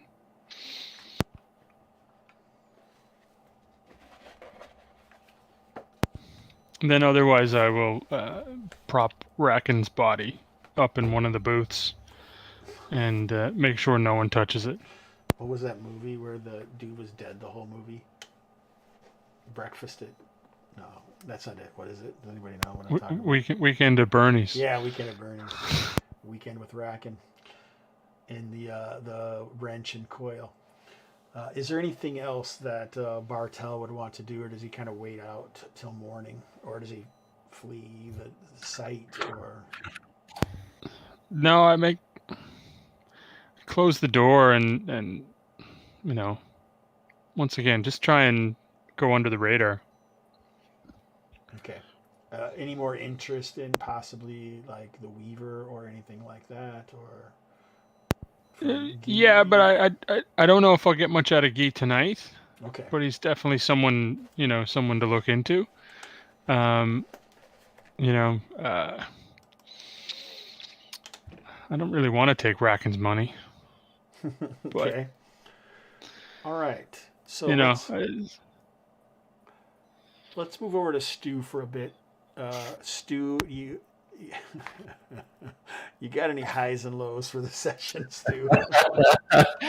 Oh man, You've been waiting for this moment, I'm sure. Yeah. Look, highs are obvious. Just getting back to the virtual table here. I hadn't played this system in a while. It was cool to revisit it and just get together with you guys. Lows, I mean, character died. It's a thing. Interesting enough, I think my other character, I think he, if we were still doing progression at like 3 sessions to advance, like he had 2 under his belt, and the same thing happened with my I see. That isn't what I've been doing in this game. What I've been doing actually is, after each session, we do a roll to see if you're getting anything towards your next level. Okay. And then I don't remember how I was deciding actually when you get to the next level, but that's what I've been doing. It seems like 3 is almost too fast, where you don't really get an opportunity to feel what it's like to have the next level in some ways, in my experience in the game. So, but it is some sort of milestone, and I never know who's going to play or what's going to happen. Like I said, this is this was supposed to be the intro to the isolated grotto of the crippled weaver. That sounds cool. It still can be. No, it is. That's what it is. So, Stu, what's your thoughts on your next character?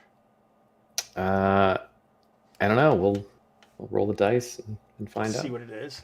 All right. So, and we have some more NPCs that maybe we can be involved. Like I bought this stupid inn for this night, so hopefully some people want to hang out in the Wrench and Coil in the future, and its artificer owner, Stasius. What do you think, Peter? You got any highs and lows for the session? Well, I mean, the highs that I finally got to play LFG, which I've been wanting to for a while. I enjoyed it, so that's a high. The low is survivor's guilt, I guess. So what I'm going to say is what I've seen some people do in low fantasy gaming, like I'm not telling you how to play your character, but in many ways, like if you were trying to stop the creature from getting out, in this game you don't just have to kill something to stop it. Like you could have said, hey, I want to try and use the arrows to immobilize the creature, right? So we could have done an exploit, and it could have been, if it's a temporary thing for just a single round, you could have done it for, it could have been like, like trying to put an arrow through its root into the floor. That's the narrative that you do around the exploit. And if it was just for one round, it would have been a minor exploit. And we just would have had it like the same thing. If you hit, you do damage, and then you roll like some kind of contested roll or something to see if it is slowed down. Or you could have tried to say you were doing it permanently, and then it would have been a major exploit. So if that's in this game, you have a lot more freedom as a player as to what you can accomplish, because there's actually codified rules concerning what you might do in a more OSR game where people try to do different things and the GM just has to make it up. Well, we already kind of have rules for it in this game. And it just kind of has to depend on it. Is it a temporary thing or is it a permanent thing? That's kind of the differences mostly between major and minor exploits. I probably should have told you that when I knew what you were trying to do, but it didn't really occur to me until just now, honestly. Yeah, it's all good. I'm not the one who lost the characters, so it's all good. And it's interesting to see what happens in Northgate now that the Attack of the Killer Broccoli has happened. The whole thing about there's like all these roles in the Tome of Adventure Design when you're, and I only use like 10 minutes of the book making these roles, but it's just kind of interesting that this is what came out of it.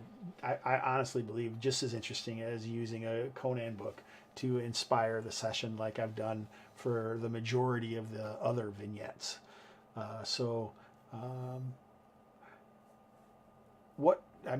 How was it super boring that we kind of messed around introducing these other NPCs before the crazy shit happened?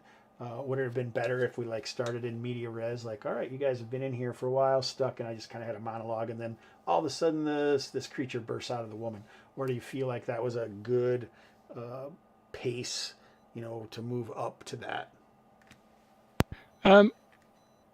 For the most part, yes, it was a good pace. I think that for an intro, there might have been a couple too many NPCs.